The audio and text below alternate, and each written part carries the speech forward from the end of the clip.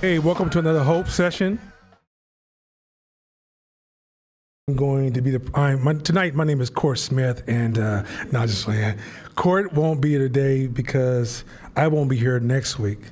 So Court is going. I'm going to teach the whole class this evening, and then Court is off, recovering from all that time and work we put into COVID. You know, a lot of entrepreneurs who maintained their business through COVID, if you had to hold your team together, it came at a cost. And a lot of us burned ourselves out, but even though we burned ourselves out, because we're so used to fighting against resistance, we don't realize it comes at a cost. And Court had a time to kind of in his meditation and realize he needs to pause. So he's off on a plane and kind of reset himself to some processing, some thinking, self-examination, self-auditing. So my voice is still off because I caught some type of respiratory illness that it whooped my ass between last class to now. And so now everything's more under control, but as you can see, it's going to take a little while for it to pass. But I got a good class planned tonight. Before we jump into some of the rich tones of this class, and Shabisha, you're gonna be getting down tonight. And tonight, please participate. But I want to ask you guys a question, because something that's come up in side conversations. I'm gonna have a couple of side conversations with you guys, but it's all around business. I want you guys just to lob up from your own interpretation. If I say it, and let's remove hope from your thoughts, don't compare hope. What would a perfect business class be for? What would a perfect business class look like for an entrepreneur? Just lob up. You can just pass the microphone. Josh, can you get somebody to mic? Okay. I don't say you didn't get the microphone. But anybody want to say what are some of the characteristics of a perfect business class? I feel like I'm gonna be tainted because we just throw out one at a time. It's okay. Just one. Ways to think, like thought processes. Go ahead. Next. Anybody else? Thought processes, like teaching you how to think. Taught by entrepreneurs. Good. Say again. Pass it back to so that people at home can hear. And then Shabisha, if anybody at home has any contributions. Taught by entrepreneurs. Anybody else?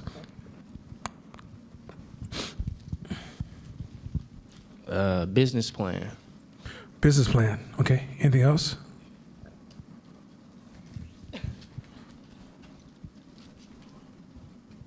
Manifestation. I don't know what you just said. Anyway. He said manifestation. Okay. Oh, yeah, okay.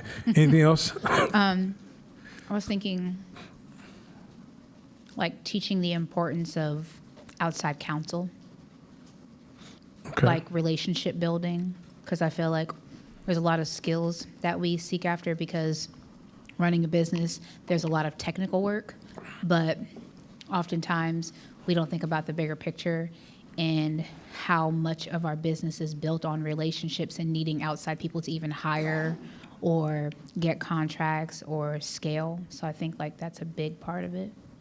Establish relationships. Yeah. Okay. Oh, there you go.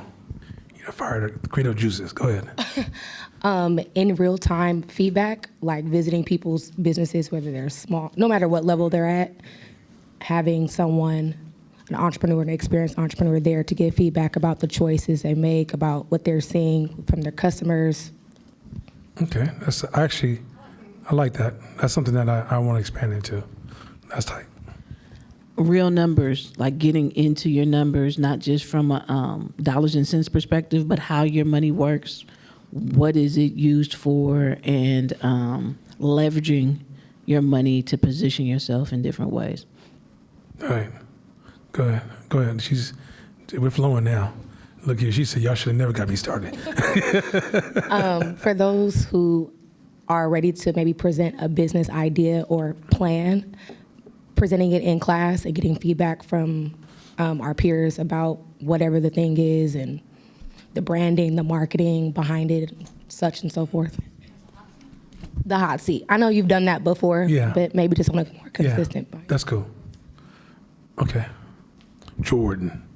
I would say a free space to fail, like encouraging people to fail. Nice. Another good addition. So, go ahead. Online. Can you guys hear me? Okay, yes, Yes. you can. Yeah. Online said how to handle the money when it comes in, how to plan. Let's see. Help structure what it takes to run a. Okay, mindset and details on what it takes to start it.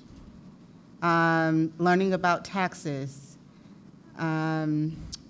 Legal protections, branding. A lot of this is like, how do you start? Growing your business and everything else I don't know. Yeah, So- growing your business. Go ahead.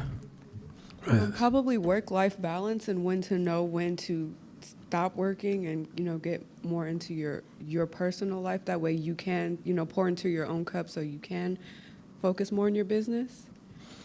Y'all know my wife's sister, Wahida. Every time she speaks, I feel like a family's talking to me. I'm like, oh, there go my sister's talking to me.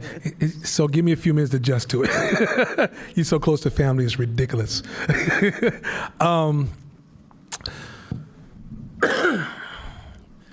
Here's the thing that I don't think people understand.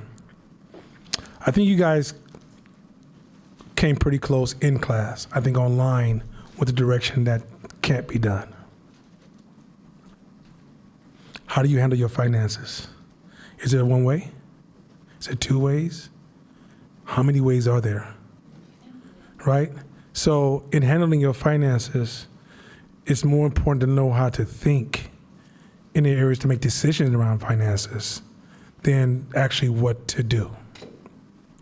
I think what we're having, so this is what triggered this whole conversation was, I was in an intimate conversation with people who are very committed to the HOPE program. And the people said, yeah, when I tell my friends about HOPE, I tell them it's a psychology business class. I said, what is that? They said, no, it's like a psychology business class. No, it's a business class. They said, no, because like you don't teach. I said, no, it's a misconception that you think business is learning more skills. When you went to work for corporate America, they trained you in a skill. Now, if you rose up to upper management, you went into a thinking role or decision-making role, right?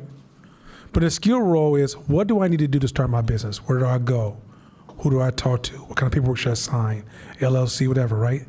Those are things you figure out and make decisions. Because there's different strategies for all of those things. Otherwise, it'd just be one choice for all those things, right? Knowing how to think is taking into consideration your challenges and where you want to go. So ultimately, a business class has to shift your paradigm of thought. I'm going to talk about something really, by the way, the food is here, about everybody. So I want to talk about something that we ran across this week, and I picked up on. One of the things that I noticed, do you guys know what paradigm is? What a paradigm is? Mm-hmm. Let me explain it for those at home who may not know what a paradigm is. Paradigms are the way things work. That's a very generic, easy way to hold on to it. The way things work, 3 strikes you're out. 9 men on a baseball team, on a baseball floor, 5 men on a basketball team, 4 quarters to a basketball game. In business, you have paradigms. Now I'm about to get into this concept of systemic racism. You ever heard the term systemic racism? Okay, what do you guys think systemic racism? I'm pausing this because I want us to really align on this. So when I get to the conclusion, it really becomes a valuable asset I just delivered to you. What is systemic racism? Somebody grab a microphone. Where's the microphone at? Oh, there you go.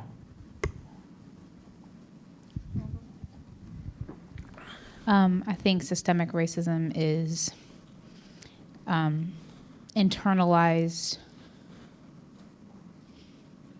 acts that prevent somebody from climbing, like intentional internalized acts that prevent a specific group of people from elevating in society. Part of it.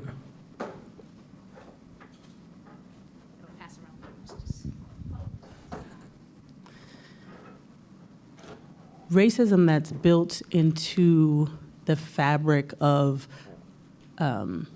how something works, a system, a business, a relationship, but it's built into those interactions and how they operate. Part of it.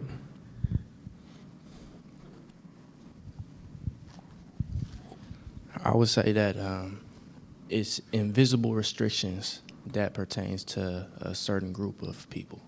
Invisible what? Invisible restrictions that pertain to a certain group of people. Slightly off. Close. 2 more additions.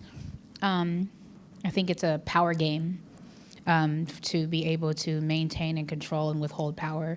And I also think that it's something that is kept alive by the people that it is restricting.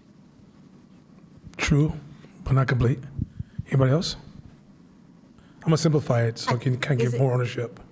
To me, it's like unconscious. It's an unconscious value system. So it's just the way that it is that an entire group of people live a certain way. Okay. It's just the way that it is that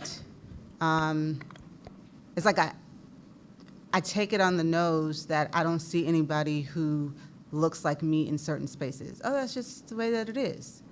It's just the way that it is that our neighborhoods are piss poor. Absolutely off. Okay.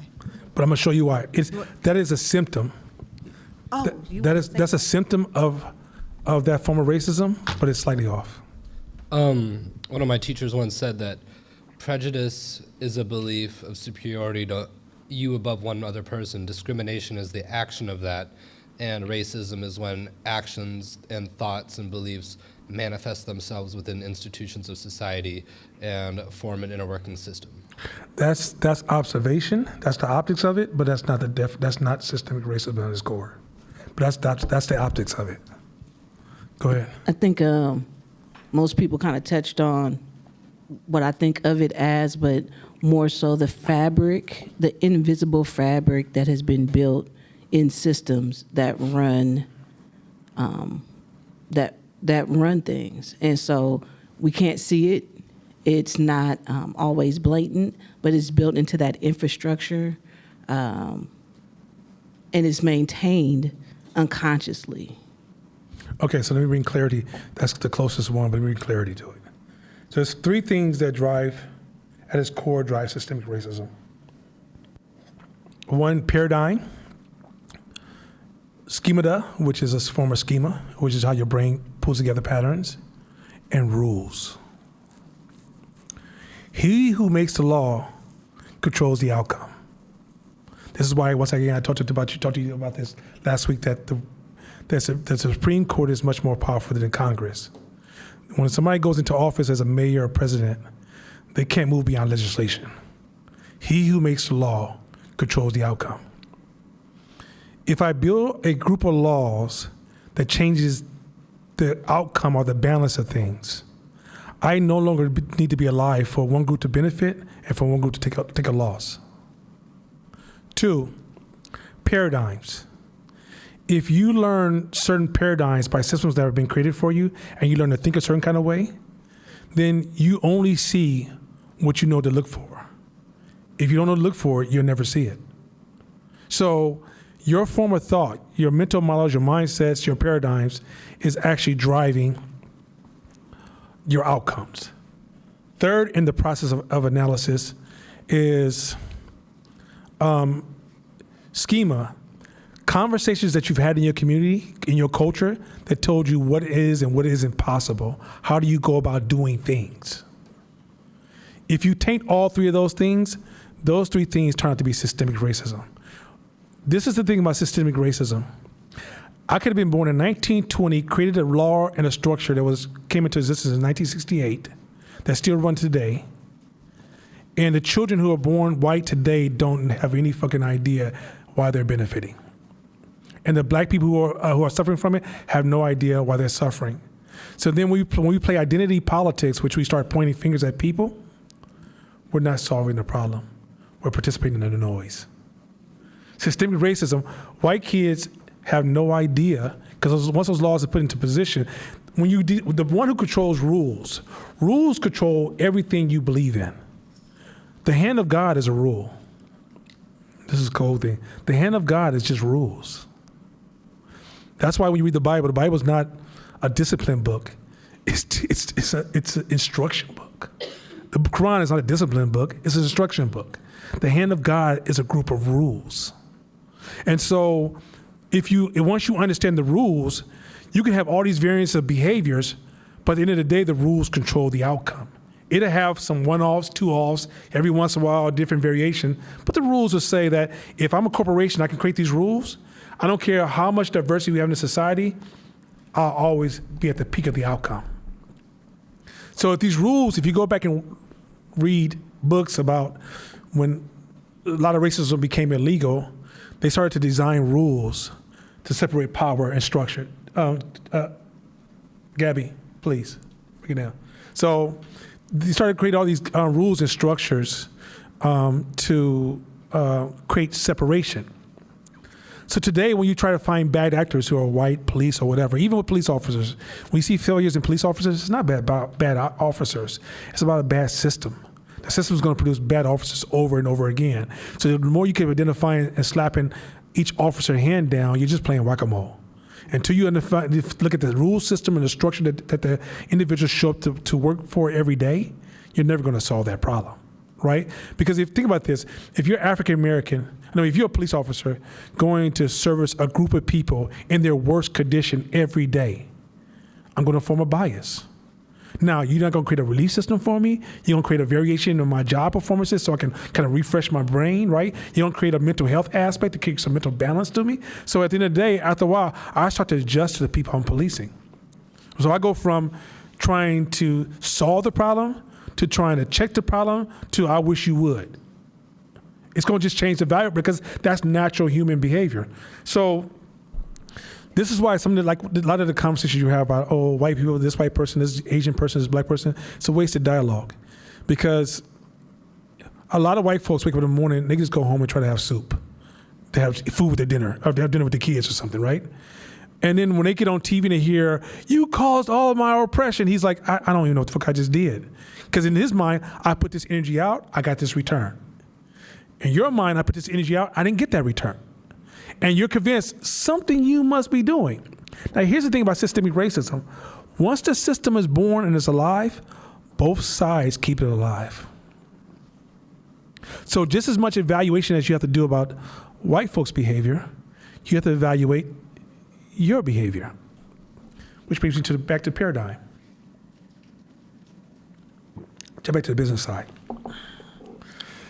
So, 5T Media is growing into more of a strategic thought partner. Matter of fact, Shabi should call that when she first met me. That's one of her predictions.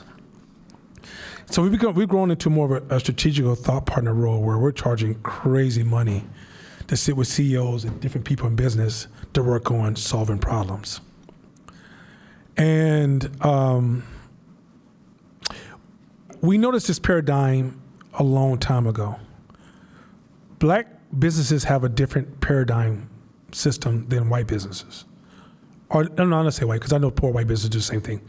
Black businesses have a different paradigm than a lot of successful businesses. You guys watch Keith, what's the game, Keith Lee guy? Yeah. Okay. In a healthy business structure, he deserves no blowback. None. If a customer tells you something's wrong with your business, it is data. That's it. You never look at data as positive or negative. It's data. Now, if he's the only one and you got 99 customers say you're great and one says you're bad, then it's just data. Maybe it's still something you can learn from, right? once you become defensive about any data, you lose the value of the data. Let's say you have an employee that's doing something that's really irritating you. You're like, why do they keep doing this? They just hate on my business. I just can't understand why they're doing this. What you're missing is they're exposing a weakness of your business, which is that they're the canary in the cave, giving you an opportunity to fix your business. Here's a paradigm I noticed that's really big amongst a lot of black businesses. Black people want you to work with them from a space of consensus. Strong businesses want you to work with them from a space of friction. If you work with black people from a space of friction, they automatically see it as an attack on their personal value. They don't see it. Okay. Healthy analysis. Okay, I'm gonna give y'all some deep research. Anybody knows anything about research, you can double tap on this or disagree. I'd like to hear it. In the healthiest level of research, and there's many rules to performing healthy analysis and decision making. When performing analysis around a hypothesis, once you establish the base of your hypothesis that you have, right? Doing research to find further support for your analysis is not research. It's not research. If you establish the foundation, basis of your hypothesis, I'm about to make an educated guess on this decision. Going out and finding more data to confirm your educated guess is not considered research. Because then what's going to happen is that you're going to develop overconfidence on your single hypothesis. You will lose the ability to see the other multiple options. And you will, in some cases, underserve even the hypothesis you have. In true research, you want to find data and research that causes you to question your hypothesis, expand your hypothesis, or add to your hypothesis, right? Because the goal is to get to a point where you have to evaluate a few different hypotheses. But when you move through consensus, you're moving almost egotistically just to say, I'm right. You're almost blind. You're almost driving with your eyes closed through intersections, hoping that everything just works out. So the reason a lot of successful business wants us to come in and disrupt their hypothesis is to blow it up so it can expand. The Hydra effect, right? I cut off one neck and two more will grow back, right? Where with black businesses, they feel if you cut off their neck, you're threatening their survival. That's a different paradigm shift. And if you think about that, often that can't be achieved because once I give you feedback, the instant response is, I'm under attack. And once you go to I'm under attack, you cease the ability to extract the value of outside insights. Because trust me, if I go into a black business, I got to spend 15 minutes complimenting you and telling you that you're brilliant, everything is wonderful, it's amazing. As soon as I go into a business that's performing at a high level and I hit a point of disruption, they were like, let's lean into that. They stop the room. Let's stop everybody. Let's lean into that. Let's unwrap that. And then if it gets to a point where their hypothesis is unstable, they want to have a follow-up meeting and give them some time to go out and do some research to either reinforce their position or explore this new option. Because their goal is they want the best solution, not to be right. You see where I'm going with this? The very fact that you're upset with the statement of fragility is, here's a statement of fragility. As a black person, you should not be trying to tear down black businesses. So black businesses are fragile? You just stated that black businesses are fragile. That's not a good space. If they can be torn down, then let them die. Sorry. The goal, because the natural friction will make them stronger. Those who weather the storm, those are restaurants you want to be at. Those who crash and burn, they weren't meant to be there. It's not their turn yet. It's not saying they're not qualified as a human being. It's not your turn yet. So I wanted to bring that thought to you that when you're moving in business, check your paradigm. Check the way you're showing up to. Are you more defensive or are you more curious? And if you're curious, how humble are you? Because I posted a link in the Facebook group that said, if you don't have humility and you're curious, then curious has no value. If you don't have humility and you're curious, it has no value. Because even when you're being curious, you're checking it against your facts to validate yourself. You see the difference? All right, let's jump into this. We got a lot to do today. Any questions on that area that we just covered? We covered a lot. We stabbed a couple of dragons and took down a couple of tigers. Go ahead, Fern. Yeah. When you talked about being in that space of consensus for Black businesses, it sounds like it's rooted in, again, kind of like that ego and not feeling good enough space. It is. But once you get kind of beyond that, how do you? So it seems like we're stuck in a space where we can't get that feedback. Like people feel almost obligated to tell you the good stuff and not the spaces of improvement. So is that just a mind shift from a customer perspective as well, or how do you demand the appropriate feedback to get into that friction space to grow? From your customers? You say how you demand the feedback from your customers or from? Yeah, like how do you create a customer feedback mechanism that that allows them to feel okay critiquing you? Because what we get a lot is, oh, everything is great. Well, that's not helping. We need to know the areas where we can improve those small tweaks. And so I'm finding myself, we're doing a lot of trying to figure it out from the back end, why people are falling off or why we're not maintaining certain levels, or not what people really like, but what people don't like, what we can improve upon. But it's not like just, oh, well, you could do this, this, and that. Shabish, you want to jump on that one? That's one of your areas of expertise.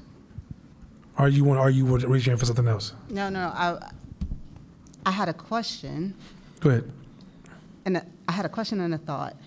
So the question that came up for me when you were talking is,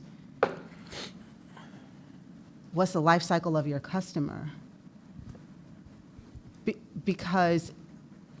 So let me stop talking. That's my first question. So we have a couple of different kind of customer bases. We have our winemaker customer base. That life cycle is, once they start, they never really fall off. Mm-hmm. We have our members, which is a subscription model, which is what we're really digging into, because that's just really passive income. And so now we're really digging into how do we retain those folks. And so now we're doing the research of seeing when they drop off, how long they're staying. Our annual ones tend to stay longer than the monthly. So that life cycle is a little different. And then we have the folks who just like to come to events. And so we kind of have these like 3 different customer buckets, plus then like the sponsors. The sponsors are like, their lifetime is solid too. Once they get on, they on. So it's like, but we want to really start focusing on that passive income and how do we retain those folks. But we tend to get a lot of, oh, everything is great. Well, no, everything ain't great because everybody ain't sticking on for the long haul. So the thing that comes up for me is, it's in the question that the thing that you're asking them, which is, what is bad? The other questions that you might want to find out about them is what else they're doing when they're not. Do you know what I mean? What else are you? Yeah, that's where we're going now, like digging into the customers, knowing who they are, because they're not telling us the shit. It's like we got to go research the shit. Well, they are. They are. You don't know how to listen yet. Well, shit, can we get onto that? I want to know how to listen better. Well, here's who in your business, who's your thought partner? Well, we have a pretty diverse team. But which one of them are pushing you to creating the friction and thought, but the friction is actually resulting in improved decision making? We have one person that we've recently brought on who's really like challenging the model and working on how do we critique stuff. So she's really diving in and pushing our thought processes beyond just kind of like that huddle of, oh yeah, everything is good. But again, we really just want to dive in more. We really want to dive in more. And I want to know like those blind spots. That's why we're bringing so many different kind of people in. What I'm feeling, okay, so I feel like there's a snag. So when you're talking, and when you talk to me even offline, I don't think your questions are targeted enough. Okay. Through membership, what's the benefits of the membership? You get half off of all of our produced events. Okay. You get discounts to all of our wine partners. So it's about 45 wine partners you get discounts at. You get kind of like a concierge service from us. And then you get details of stuff before other people have access to it. So I even think your experience designs need a lot of work. Absolutely. Right? And in your experience designs, it's not even a lot more money you need. I don't think there's no money at all you need to spend. I think you just haven't designed it. And even when you said my thought partner just came on, makes me question, okay, this is going to sound, but I think if you're an entrepreneur, you're here where I'm going with this, you got to get more serious about business. Mm-hmm. I think you've got swept in the way that you have a great idea, right? And you're one of the best at it, hands down. Anybody been to Fern's event? Hey, that shit's fine as wine. No pun intended. But the business side, I think it's time to double down harder. You're gonna find, especially, you're gonna change more than you already are. 'Cause I know you changed already because you're a lot more serious than when you were when the idea was in this earth. This one when you was working at AT&T and just doing it when you had some free time, to now when you're even more serious now. You got to get a little bit more serious to a point that even the questions you're asking, because you just logged up a whole 3 hours class worth of questions in that one question, meaning that you haven't reined the questions in, to throw one at a time and kind of splinter it and then build it out, and then throw another one in and build it out. And because in the end, it's important for me not to tell you what I would do. Mm-hmm. It's important for me to share with you how I would think and how I would solve the problem. So then you would inherit that tool and then mold it the way you need to mold it to solve your problem, right? And so there's an absolute need to, and maybe like I said, you can join me on one of my exercises and I can help you really like tighten that up. But there's a degree of seriousness you got to increase a little bit more about the business side, and sometimes that could be a discomfort too. I don't know if it is or not. I'm just speaking frankly. I don't care. Like I'm down for the black eyes and all the shit at this point. Right. And right. You know I'm ready to work out. You know I'm up my weight a little bit. Don't stutter when you say work out. Okay, just don't stutter when you say work out. You know, I'm just, this last time my stomach didn't feel the same. I thought a little baby alien was finna come up out of me, but but no, it's crucial because we're in a position that we can go one way or another, and I don't want to lose that by not getting the shit that we need to improve. So what kind of business are you in? And it's just one time before we end this session. What type of business are you in? I'm in the business of selling joy to black folks. No.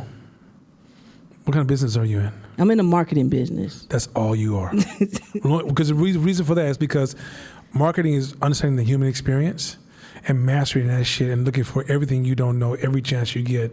And in those events, even having theories that you're able to test at your events to validate those theories to improve your next event, right? But if you're at those events and you're just trying to make sure everything's efficient, you're too low on the totem pole. You got to get out of that position. Let somebody else manage efficiency and the day-to-day experience, and somebody needs to be planning on where we're going, who the relationships I want to talk to, and what is that I don't see. Because you could be distracted by the role you're playing at your own events. So I need to sit down and kind of do a complete audit and put it on the ground where the chickens can get at it, so we can really get into like tweak this, tweak that. These are things that are preventing your access. One thing when I consult with somebody, I try to help people in business. Nobody's stupid. I don't believe it. It's hard for me to say people are stupid, especially you guys as far as you are. I mean, I think it's easy to assume that you're a genius. But so then, what are the distractions? Are the natural mental blocks that's causing disruption in your planning? That's kind of how I see it. Okay. Right. I won't take you. All right. Thank you. Right on, family. Okay. Self-confidence. I want to get back to this subject because I think it's so far misunderstood. I had a conversation with Court. Shakina got down. I just want to applaud her this last week. But before I get started, my girl Therese is online listening. Her mother, her name is Sylvia. Shout out to Sylvia. She told me a beautiful story about her mother listens to class, and she enjoys class. So it really made me smile. Therese is that sister I told you guys who's black and Chinese mixed, and she's true to both worlds. I learn more about the Chinese culture when I get a chance to talk to her, and she's down for black folks and Chinese, and she's a really a dope ass activist sister. And she says these dope things about her mother. So I've never met her mother, but I'm already a fan of her mother's. So just shout out to Sylvia and Therese as they're in the car driving. Just wanted to know, hope we see you. Let's talk about this self-confidence. So shout out to Shakina. You know, I jam her up in class, but also I gotta give her praise because we left this class, y'all went home. She didn't let me go home. She was like, no, you're going to answer this question, and we need some more details, and what do you mean, right? So I thought at the end of class we were done. I walked away, my chest up in the air. I get a call a couple days later. So let me go over some things I was thinking real quick, and I want to review this, and I think you might be wrong about this one. And I thought to myself, this is hella dope. So we sat and worked it out. Let me share a story about, I used to teach photography back in the days. And photographers at the lowest level, I don't know if you've ever been around photographers at the lowest level, they're the most pettiest, gossipy, sensitive, envious, jealous people you've ever met. So I'm gonna get somewhere, but I'm going to give them compliments because I was a commercial photographer. So every photographer who came to my class, at one point I was teaching almost all the top photographers in the Bay Area. And everybody that came to my class, it would be like 30-some photographers. Everybody would walk through my door and says, I'm a photographer. I would say, okay, cool, let me see your pictures. And this is the same response 99.9% of the time. Your pictures are trash. Why do you call yourself a photographer? I am one. That's called overconfidence. So watch what happens. So they go through 1, 2, 3, 4, 5 years in my class and become highly talented. They stop being jealous, stop being envious, stop outsourcing their value to other people. They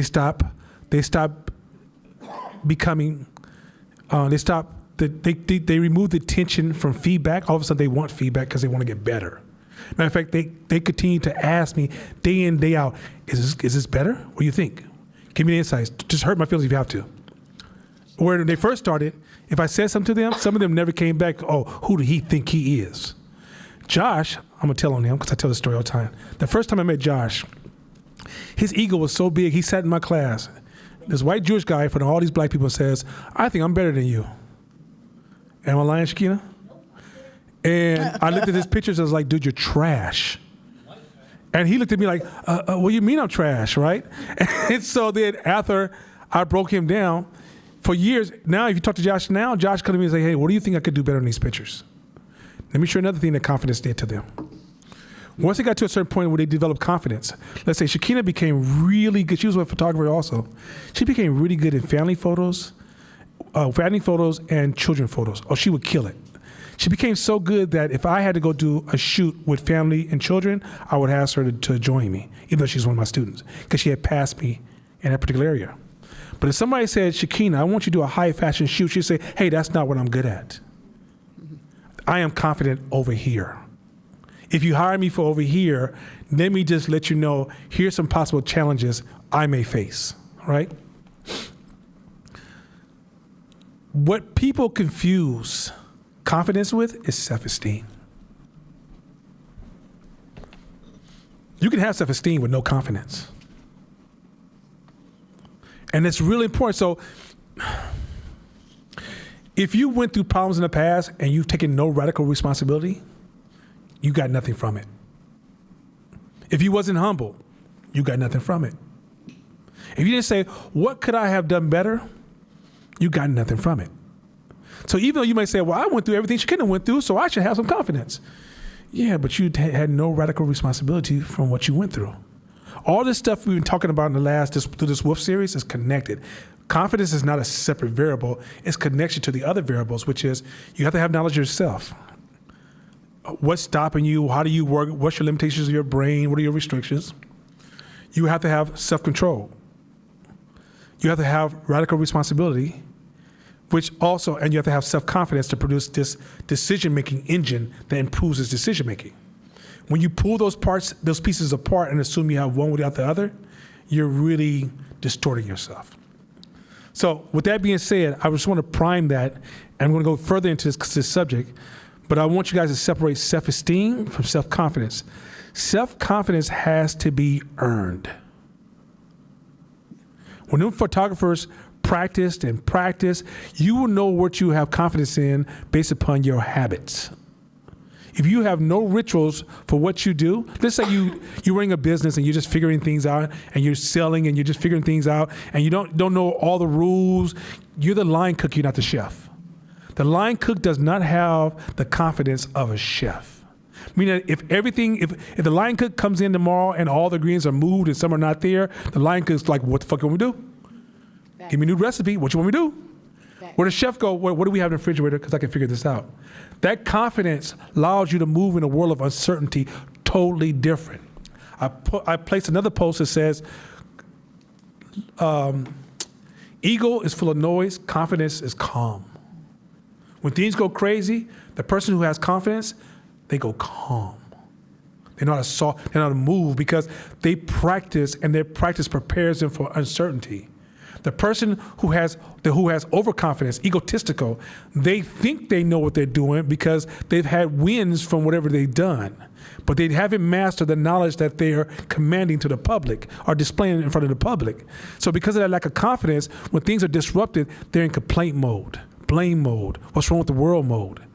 None of those things are the case. The case is you lack confidence. You guys starting to see the power of confidence?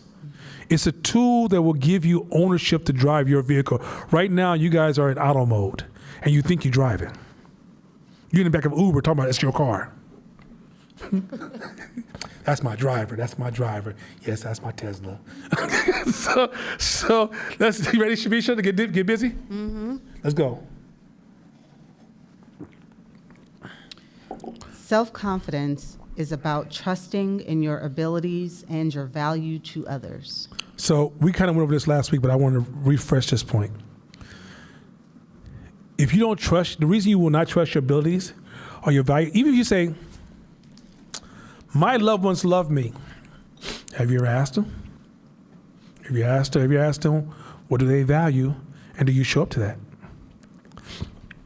I'm gonna go off for a split second. A young man, 5 years of age, great grandmother comes in the room. Son, Nana, when you get older, you're gonna be the man of this household. Start learning your man shit. So in my early stages, well, grandma, what is man stuff? You have to have responsibility. You have to protect this family. You got to be able to see where this family's going. So she would hold me to certain standards and highlight to me when I had certain decision points I had to own as a young man. So when I get older, I'm very confident in my manhood because I've been practicing my manhood before a woman came into my life. I'm talking about the woman I'm attracted to. A woman started the game for me, fortunately. A man could have, but my family was kind of like splintered. Men were in and out. So my grandma was like, yo, you're going to be the next man in the household. So you need to start practicing your role. Woman comes up to me today, no, I think you're being misogynist. You get out of my face. You can't talk to me like that. My manhood is secure. You don't get to confirm that. Now, if my acts was like, if I was talking like, hey, little darling, or, as a woman, I think you're pretty smart. Yes, I'm with you. That's misogynist as fuck. But my manhood is not based upon, my manhood is not just tied to you. It's deeper things that's tied on the inside that men know what we fear, what our concerns are. Also, my manhood is not tied to modern definitions, interpretation of manhood. My manhood is tied to survival of the man.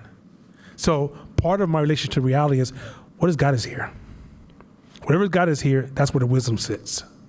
And so my manhood comes from that. I would argue to a lot of women, I'm going to get bold for a second. You've been duped for a long time. You've been letting men tell you what womanhood is. The problem is that you got to sit back and look at what role have you played in getting us here? What role is so critical to our survival? And then build your confidence from the inside and don't let a man dictate your value, because once you outsource your value, you will always be miserable. Always be miserable. Black men, I can even argue one more step further. You know why I built 510 Media, why I'm building Hope? So 510 Media, I'm making crazy money. Hope, I'm giving back. That's man shit right there. That's by my definition of what man's supposed to be doing. It's supposed to be, because my manhood is rewarded by what I build for my people, not how I defend myself or how I get down in the bedroom. That's a child's definition or a distorted definition of manhood. In my relationship to my survival, my relationship to you is my survival, because I have so many blindnesses I can't see, so many tools I don't have, so many powers I don't possess that you have. So even if I'm not engaging with you in an intimate way, I absolutely understand your value. It's the young men who are just ignorant to their manhood got you fucked up. Or men who just really at one point were so lack of confidence in their manhood, they constantly saw you as a threat to their manhood. I was raised with alpha females. Every time I see alpha female, I get excited. My sister's an alpha female. Almost all the women in my life are alpha females. Alpha females, Shabisha's an alpha female. When I'm with Shabisha, her strengths make me comfortable. When I'm around a woman that hasn't found her own internal strengths, I'm going to be kind of uncomfortable at times. Because sometimes they're going to try to outsource their weaknesses to me. Sorry, you don't get to do that. Find your strength inside yourself. This is why you're often sold a bag of rocks and you think it's gold, because you think somebody else can give you something that you have to find for yourself. So even your personal confidence, parenting confidence. A lot of you suck as parents because you have no confidence in your parenting. Are you doing what you're supposed to do? Yeah. But you know why you don't have confidence in your parenting? Because you don't know that's something you have to build. You have to build that. You have to practice that. You have to build the language. You have to talk to your peers. You have to evaluate yourself. And you have to accept that you'll never be perfect. There's no such thing as perfect parenting. But if you know you're putting the effort in and you're making the investment, you gain the confidence. So this thing where you see everybody saying, in social justice where we're outsourcing our value to everybody else, that's self-destruction. Self-destruction. The only way you're going to empower yourself, you got to empower and know it for yourself. So then when you walk amongst naysayers or haters, because people will hate, that's what life's about. And I say, Shakina, you're not a woman. You look at me and say, oh, excuse me, why would you even say that? Not because you're mad at me. You're so confident you can't even get mad. You figure, there must be something this must be some form of communication that's not translating correctly. So let me see how I can fix my communication, because I know I'm a woman. You see where I'm going with that? But when you get to the point that you policing everything that comes out of a man's mouth, that means that's a sign you have confidence problems. Trust me, I run across people that's crazy all the time. They don't make me crazier. I'm mastering the art of going la la la la la when crazy people are around. But they just see my face look like this. No, it's interesting. Well, it's close. It's close. All right, next slide. Let's roll. You need self-confidence to think independently and to stand firm in the face of social pressure, ego, inertia, or emotion. You need it to understand that not all results are immediate and to focus on doing what it takes to earn them eventually. So the long game, right? The noise. Without confidence, you cannot weather the storm of noise, social media, the long game, status pressure, all those things. We already kind of went through these. This is a review, so let's just fly through these a little faster. Next one. Self-confidence empowers resilience in the aftermath of negative feedback and adaptability in the face of changing circumstances. So it means that if two things happen, somebody breaks, say somebody hurts your feelings. Confidence restores you fast, right? It means you can be down for a day, but you won't be down for a week. But you might only be down for, if you might be down for 5 minutes. Oh, what? Fuck that.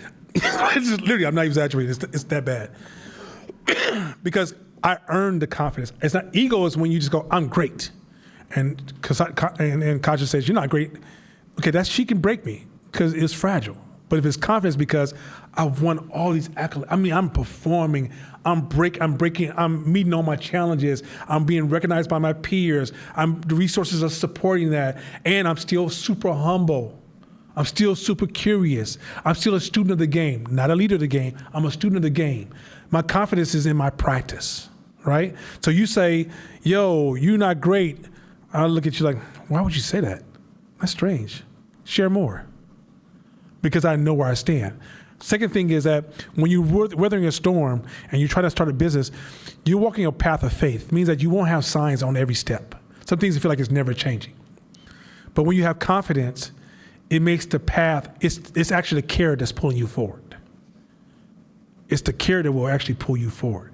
If you find yourself kind of like wavering or becoming distracted, that may be a sign of lack of confidence. Keep going. You know what your abilities are and how they add value, Yes. whether other people appreciate them or not. If you forged a healthy sense of self-confidence, it will see you through whatever emerging challenges and difficulties come your way. There you go. Because trust me,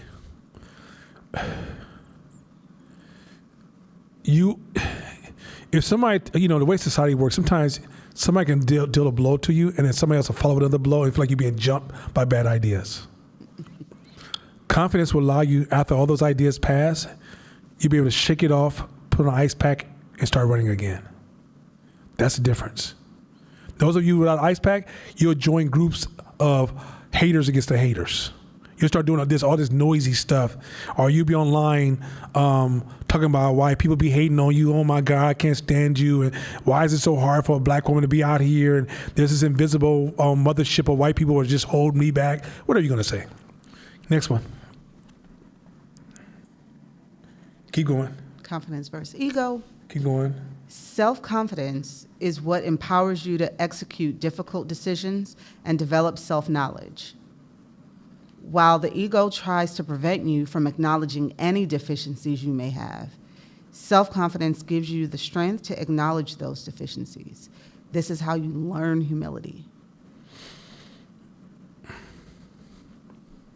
I think she added too many slides. Like I said, review. I think she went a little bit too far. Next slide. Go ahead. Confidence without humility is generally the same thing as overconfidence. So remember I said my confidence is because I'm a student of the game who practices, not because I arrived. So me saying I practice is a form of humility, realizing I'm never going to arrive. And I'm always humble, and I'm always looking for how to get better. So when it's a photographer, like for example, a lot of photographers I train are now, they're my masters. And they still come to me as a student saying, is this good enough? What can I do better? Right? And they will never leave that position. Once they leave that position, I will question, is that the beginning of the end? Keep going. Confident people have the strength to admit weaknesses and Remember I said earlier, I'm not a fashion photographer, I'm a children photographer. She admitted her weakness that fast when you have confidence. If somebody comes to your restaurant and says, and you make pies, they say, well, can you make me a cake? Hey, listen, that's not really my thing. Because you have confidence in pies. So if you ever make a cake, you make a cake as an absolute beginner. Like, hand me this cake, tell me if it works.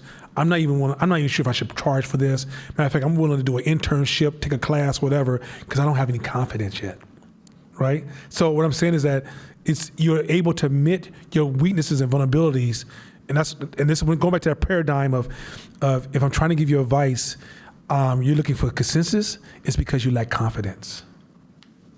If you have confidence, then if I disrupt something, you know the disruption is going to make you better. Like if somebody came to Steph Curry practice and showed him a better way to dribble the ball, he's excited, right? That's happened with Tiger Woods. Tiger Woods' swing was changed. I think he lost the next year, but after that, he went on to win the most championships ever, right? And because he had confidence that even though I'm doing something that's disrupting my game and putting me in a vulnerable space, I have confidence once I master this, based upon who I am and all my accomplishments and how much I've been practicing, this is going to make me greater. You see where I'm going with this? But if you don't have that confidence, you're the friction point to the growth of your business. Keep going. To acknowledge that other people might be better at something than they are, and to ask what they need when they need help. And when anything you're doing, you're always looking for people better than you. You are never going to sit in any room and think about how great you are. The number one goal is, where are those people and where can I find them? Keep rolling. Because I want to get to like the core. We kind of gone over a little bit of last week. So next slide. It's only human to have doubts about whether you are up to a given task. Mm-hmm. Even the most capable people have doubts about this from time to time. But those who have self-confidence never give in to feelings of despair or worthlessness. Stop. You hear that? They don't give in to the sign of despair or worthlessness. So one of the solutions to I feel like I'm not good enough is built into what is your rituals. If you examine your rituals, go home and look at write down. If you think I am really good at, say, a trainer, well, what are your rituals for development? If you don't have clear, defined rituals of what you're doing weekly that you are sticking to in a discipline, then your distortion got you fooled to think that you're practicing, but you have never been in a gym. So the only thing that's holding you together is your ego. And so then when you get challenged, you start to outsource the problem to others when it's really, you don't have a ritual to build your confidence. So now you're outsourcing your problems. Is that shit cold or what? Like by skipping the hard shit, you're disqualifying yourself to compete. And you're creating a glass ceiling on your growth. Because in order for you to grow, you're going to have to break yourself a lot of times. Whatever the self you have right now ain't going to be the person you're going to be when you get to the next level. But you can't break yourself if you have no confidence. Let's keep rolling. That's just another ego trap. Instead, confident people stay focused on completing the task at hand, even if it involves relying on the help of others to do so. So confident people don't care about being right. If I'm confident in what I'm doing, and I think Fern knows a little bit more than me, Fern, you want to take lead? Because I'm concerned about the outcome. And even if you get there and you get all the rewards this time, I got the greatest reward. I learned from you. Confident people will go volunteer their time at friends who have similar business to help out just to learn gain that they have. Because when they volunteer, they don't realize they're not submitting to you. They're in a learning experience. I'm confident that I put my time in. I'm qualified to be here, right? But what you'll find when people don't have confidence, they're constantly in a position where they are comparing themselves to others. If I work with you, what does that say about me? If I submit to you, what does it say about me? If people see me following you, what does that say about me? Because you're outsourcing your value to what people say about you to others. When you have confidence, you're not worried about what they say today. Because you're playing the long game, right? It's like I met that chef in Phoenix. They have some of the dopest restaurants in Phoenix. I said, I went to all your restaurants, and they're all amazing. Service is superb, food is superb, customer service. Just everything, seating, lighting, everything is great. How in the hell did y'all do this? He said, well, we actually started this business about, I think 5 years ago. We got 6 restaurants now. I said, so, but how? They said, well, me and my husband lived in San Francisco at the time, and they spent, I think, a year or two volunteering at the top restaurants, just working there for free. It was their school. And they learned so many principles of how to run a superb restaurant, and they built their first model, and it was such a success, they just started to copy and paste it. How much confidence in self that lets them go through that journey? I want you guys to hear this, because this is empowerment. Stop asking for white people to change and men to change, women to change, straight people to change, LGBTQ to change, Latino to change, Asians to change. Here's where the change starts right here. Go ahead.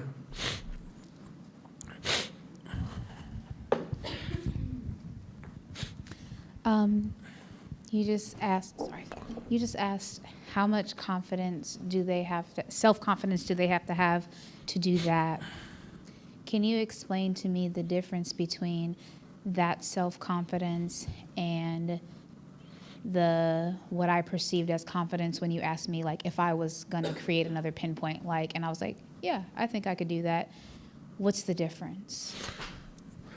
So she asked a question. I asked her, so she did a build out. I wouldn't gave this unless you gave me permission. I would have never, because she said, "Nani, can you stop making everything we talk about class?" so thank you for permission. So she said, so she did a build out, and when she did the build out, she went from a smaller gym to a nicer gym. Anybody been to her gym? It's a really beautiful gym. It's very Shekinah-ish.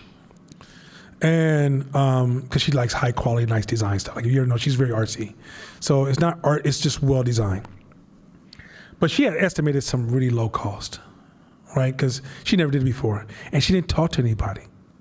She kind of like went on a lot of hunches, and she made a move, and she hired this contractor. He gave her a promise, gave her a timeline, and everything went wrong. And it really didn't go wrong. It's the nature of the business. But she didn't know that. So then it just became a whirlwind of emotional anger, emotions, blaming the contractor, being mad. And then when it was over, she closed out the last 10% herself. No, maybe 15%. Her and her brother finished out the last 15%. And I think she did all the polishing work herself. So I asked her, I said, you have confidence to do that again? She says, yes. That's overconfidence. She has no ritual of doing that. If she had worked in an agency where they do that all the time, okay, I would say, okay, now you have confidence. So I said, oh, you do? She said, yeah. I said, oh, so what do you know about contracting? Oh, I don't know anything. Oh, okay. Do you know anything about build-outs of businesses like yours? No, I built mines. Then that's called overconfidence. You don't have anything, right? The difference would have been if she would have owned that process, and as she's going through that, learned those things, instead of being emotional, going, what did I do wrong? Why is this happening? And discovery, she would have had just enough knowledge to give her confidence to try it again. But if she didn't develop the knowledge because she was so angry, she was blaming, she didn't take radical responsibility. I told her numerous times, take responsibility for everything that's happening for you. Man, she'd say, yeah. But they did this, they did that, they did this, and they did that, and they lied to me, I hate this, right? And I'm looking at her going, yo, check this out. This conversation is fucking rough. So I just kept disappearing on her. Like, you know, like the Batman, where you'd be like, oh, what's that? Where did Batman go? That's why I just did it so many times. It was ridiculous, right?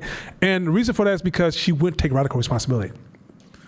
So the reason she lost the value of the experience, because your emotions stripped you of responsibility.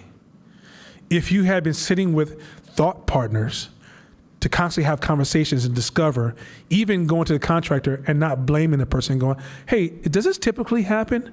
Can you give me some insights on what I'm doing wrong, right? Which is very difficult to do in that space, but that's, as entrepreneurs, that's how we got to move, right? We don't blame vendors. We're like, yo, what did we do? How did we even choose? Why did we even choose this vendor? It's my fault this vendor's fucking up, right? So you stripped yourself of confidence opportunities because of your emotional positioning on the experience. It's a quick summary. Y'all ready to keep going? Go ahead, Shabish. I'm thinking about everything that you just said, because what I'm sitting over here with is like, why that feels so challenging in the moment. So we're in a hindsight moment right now for me, right? I'm like, yeah, I'm listening to you like, yeah. Like, why would you ever do it by yourself? Why wouldn't you ask people? Of course you ask people. You know people. That's what, like, use your network to put yourself in a better position. It's a Easy hindsight assumption. man, but the planning for it that way is not the starting point. What I notice is that the planning for it always is with me, and I'm wondering if that is a habit of thinking because it's always just been me, or if it's something, or if that is like some level of protection ego that I developed because it's always been me. Because it's crazy how in hindsight I was like, the better position is clearly this. Clearly, like there's hands down. God no, can't say nothing to that, but that is not the impulse of the starting point. Well, okay, so real quick. So how do you start to make so inroads in your that? paradigm shifts. Yeah. If you don't focus on shifting the paradigm, you're playing whack-a-mole and you're hoping you get it right. I'm in a different paradigm shift. That shit happens to me all the time. I'm that guy who asks questions. I'm almost triggered to go, what did I do wrong? How am I making a mistake here? I go to instant radical responsibility on almost everything. I have to prove that I am not at fault. I go out my way to prove that I had something to do with it. Because it's not that I'm playing the fair. See, the fairness game to me, there's no value to that. I can live the rest of my life making mistakes and being wrong. But what you're missing in this conversation is the wisdom nuggets. It's almost like when a building explodes, there's always gonna be a piece of gold somewhere. But you're so caught up in an explosion, you never find the gold. And there's this guy next to you that's just got all this gold in the world, because every time he sat down, he goes, there's a gold. And the gold is, what role did you play? Which improves your next strategy, improves your next strategy, improves your next strategy. But if all your arguments is, what did they do wrong? You didn't change anything about yourself. So it's not to, when you lack confidence and you lack self-esteem, it feels like you're beating yourself up. And I don't feel like I'm beating myself up at all. I'm in the driver's seat of an engine that's winning. So I know this engine is not perfect because I'm humble. So when I say, what did I do wrong? It's what lesson is there here for me to learn so I could be better. Because you can't curate a lesson. You know, okay, another paradigm shift. You know, a lot of times I talk to black people, if you don't say to them, you don't give them advice a certain kind of way, with a certain type of tone, with a certain group of words, at a certain group of time of day, with a certain look on your face, you did it wrong. That's why I can't listen to you. What the fuck is wrong with you? How in the fuck you design an obstacle course for communication? Fuck wrong with you? This is shit I go through I promise you, I've been trying to figure out, I be unlocking the motherfucking code just to give feedback sometime. Like, it doesn't matter how the feedback comes. It's your job to process it and unlock it. Not for the person to say it at a certain time, because if you said it at a certain time of day, you know, I would have heard you, but when you said my name and you kind of said it incorrectly, I realized you didn't respect me, so I just fucked everything else up. Okay, well, guess what, Miss Fragilista? I'm out. Oh, that's a new hashtag. so at the end of the day, so my point is that, like, what we're missing is this conversation, that in order for conversations in this life thing, nothing comes clear. So you're gonna have to learn how to mine for growth. And mining for growth, meaning that radical responsibility is an excellent tool for mining for growth. It's like fracking. You'll find all kind of missing oil. So let's keep rolling. Let's keep going. Every successful task only further serves to deepen your trust in yourself, and that's how confidence is earned. Well, go back. Okay, let's read that last one. Every successful task only further serves to deepen your trust in yourself. That's it. That's the key line right there. Every successful task only successful. All right, people? Let me just play with that word successful real quick. Not distorted successful. Young man came to me yesterday. Can't tell you no details because you might try to figure out who he is. He says, Nana, last year my business was going pretty bad. I'm going to fudge the numbers, so just make my point. But this year, I think I'm getting some momentum. Things are getting better. I said, be careful, because as our culture, we bargain with reality. So because we bargain with reality so much, really, which is world should be, why ain't it like this? My life should have been like this. This should happen over here. I should be successful. So because once you tell your brain so many shoulds, your brain starts to morph what it sees and creates its own world that fits your should, right? So if you think, you start walking around, say if I see Kaj and Kaj, I'm not doing good, and Kaj says, no, how you doing? Man, I'm doing good. Numbers are looking good. I'm feeling good, doing great. Kaj is going to say, my brain's going to say, no, you're doing great, especially if the conversation felt good. And if I have it enough time, I'll remove the friction point that I'm not doing good.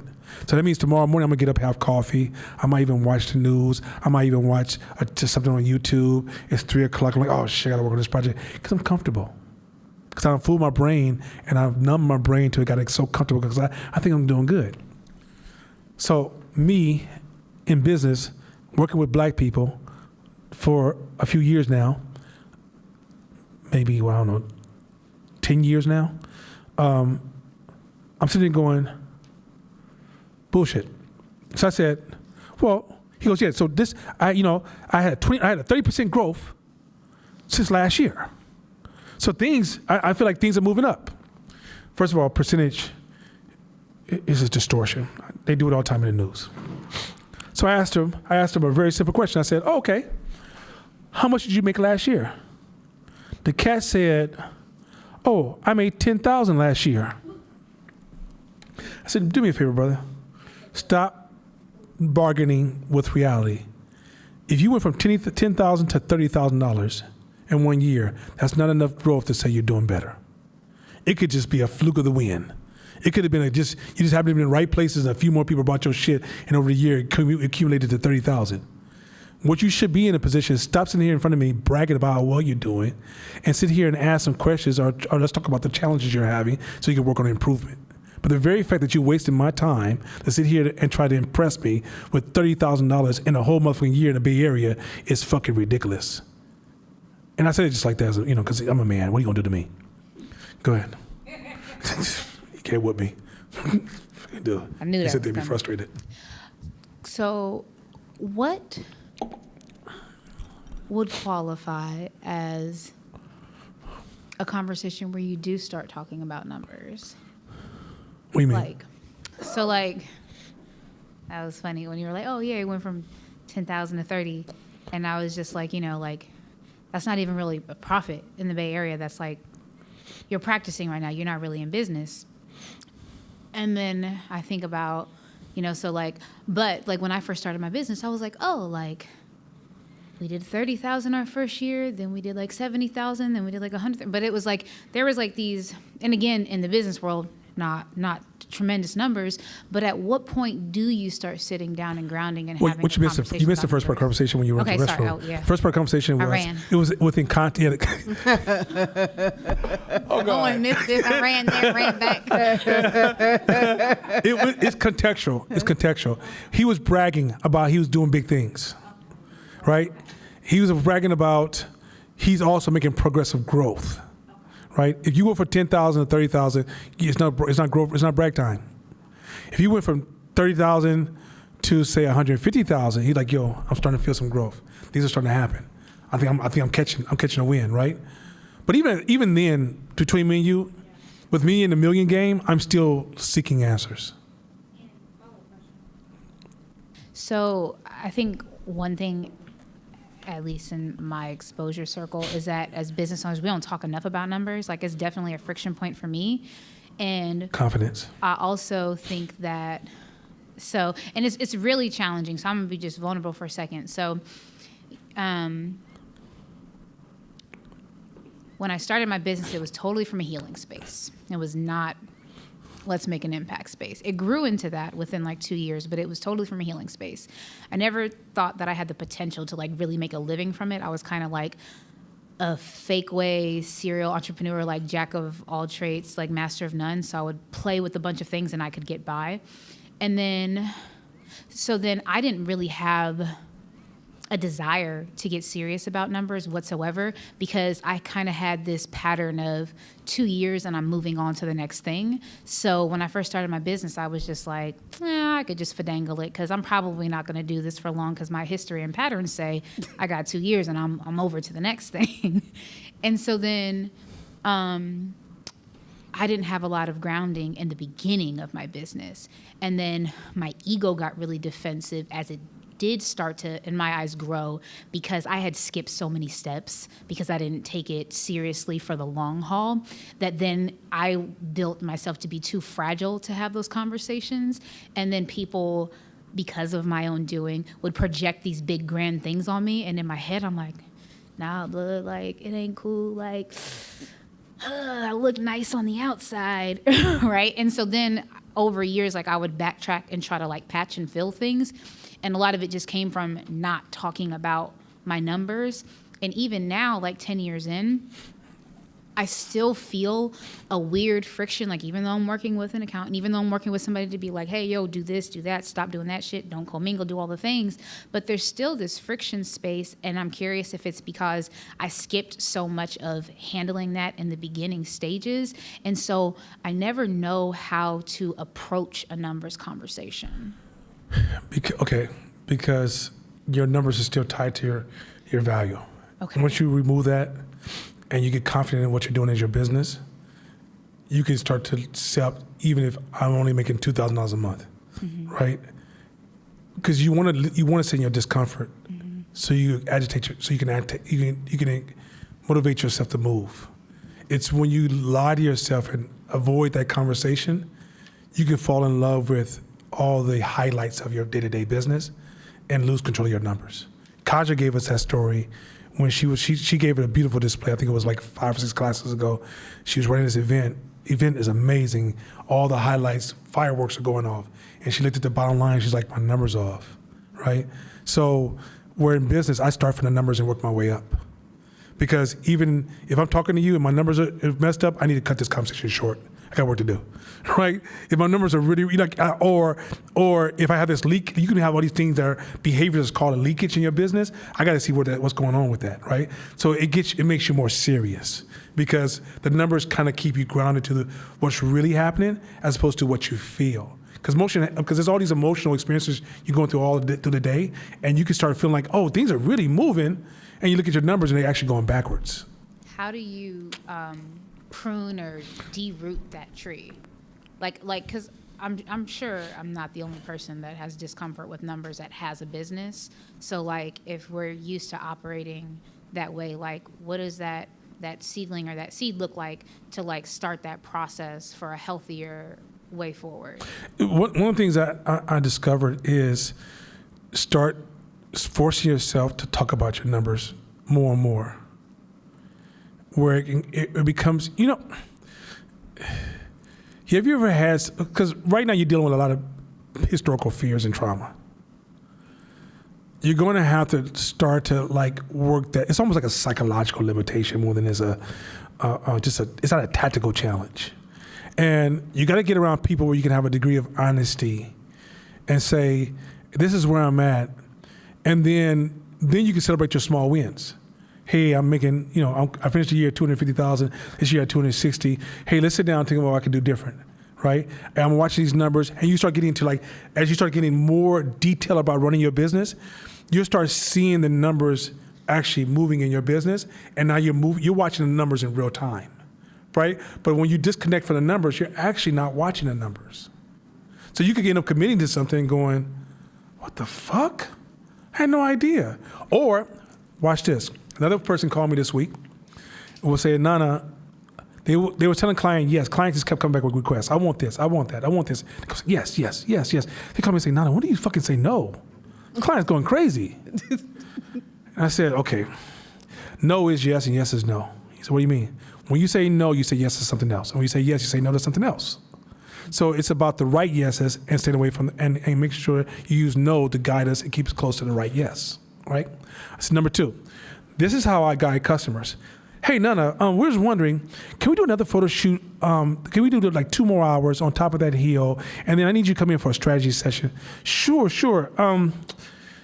Are you sure you want to do that? Because it's going to shift the budget by $3,000 to $7,000 off the gate. Do you are you comfortable with that, or is that something you guys want to pay for? And if it's so, can we discuss that strategy so I can help you make the best decision?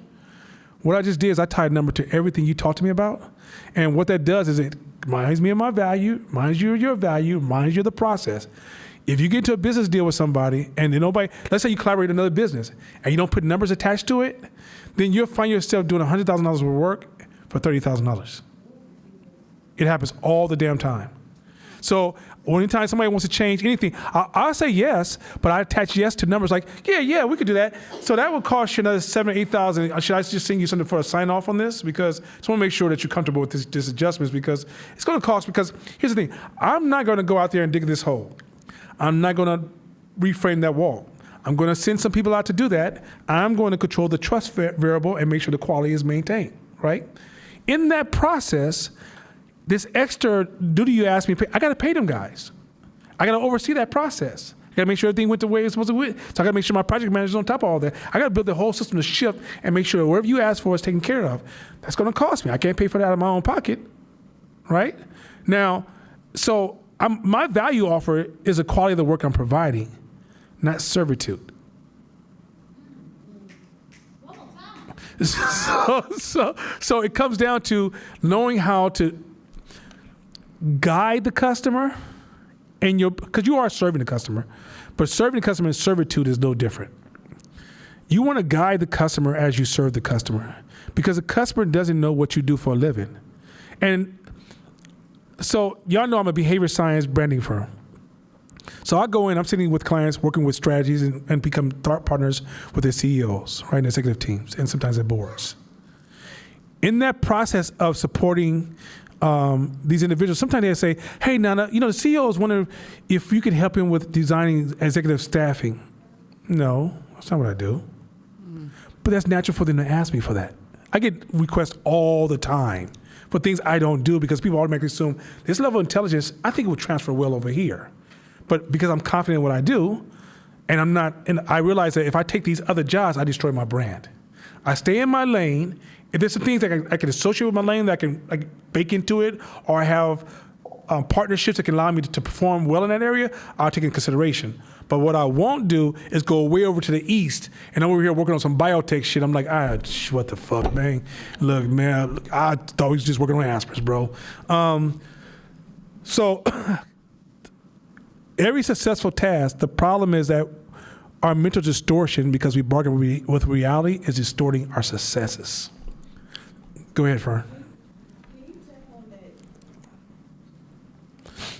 Can you tap on that bargaining with reality a little bit more? Because I realized that I was doing some heavy bargaining with reality and didn't even know it. It's our culture. And it was like, oh my goodness.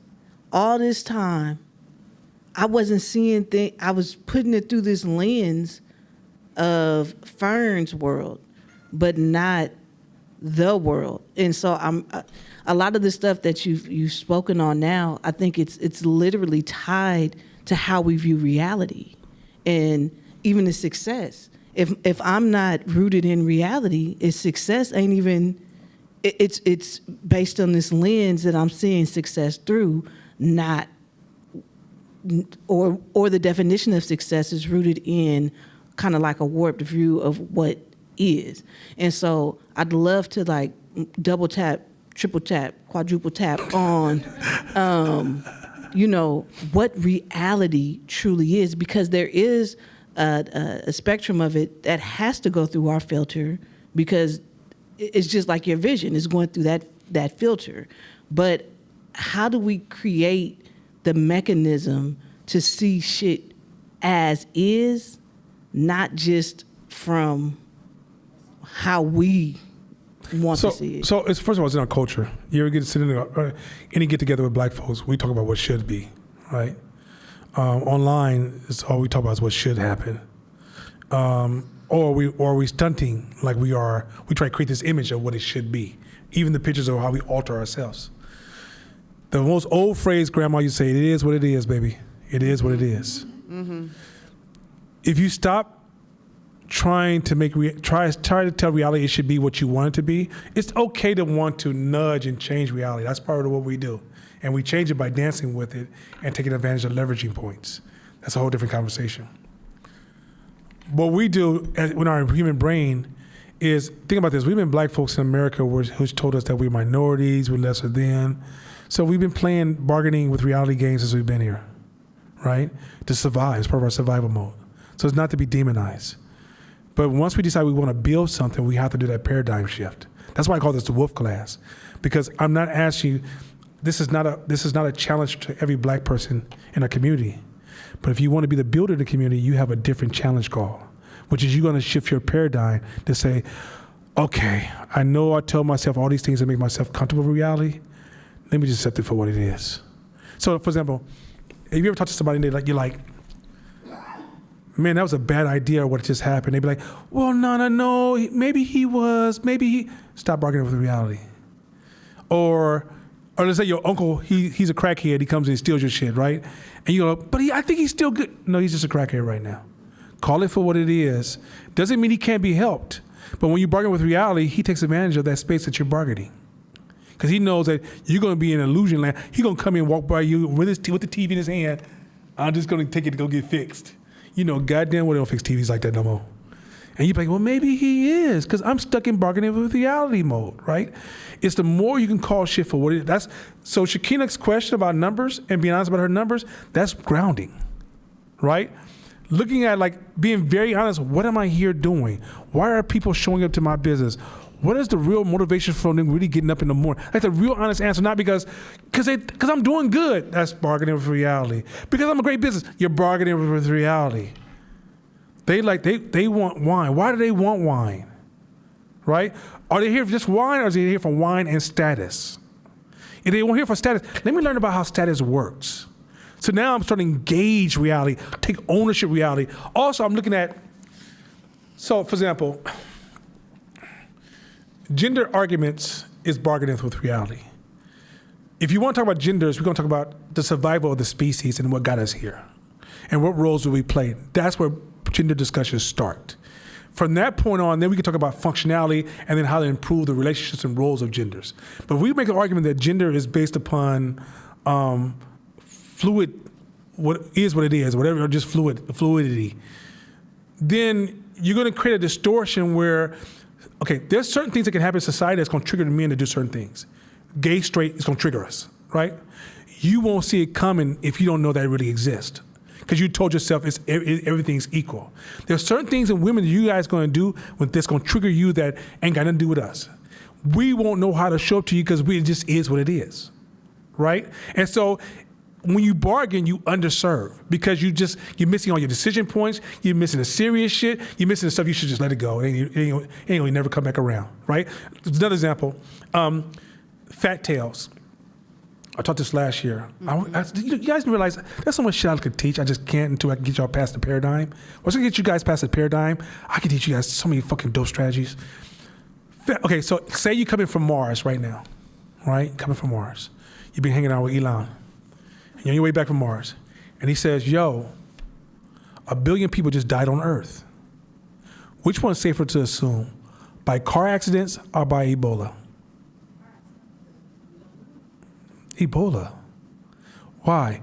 1 billion people dying by car accidents? What the fuck could that, you know how impossible difficult that would be for 1 billion people to die instantly from car accidents? Like you should, no. If he's coming back from Mars and 1 billion just died, he didn't say 1 billion died over the life of vehicles. 1 billion people, which is 1,000 million people died.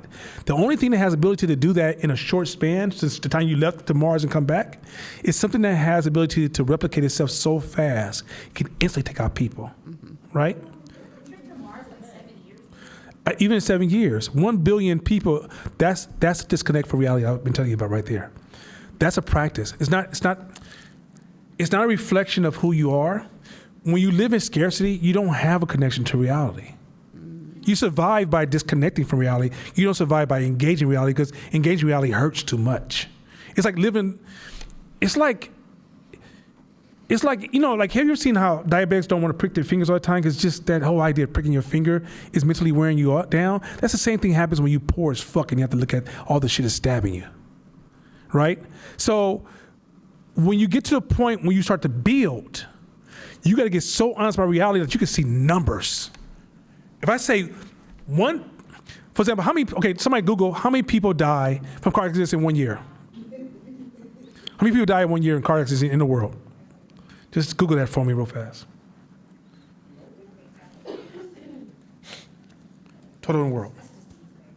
Give me any number that throws out at you.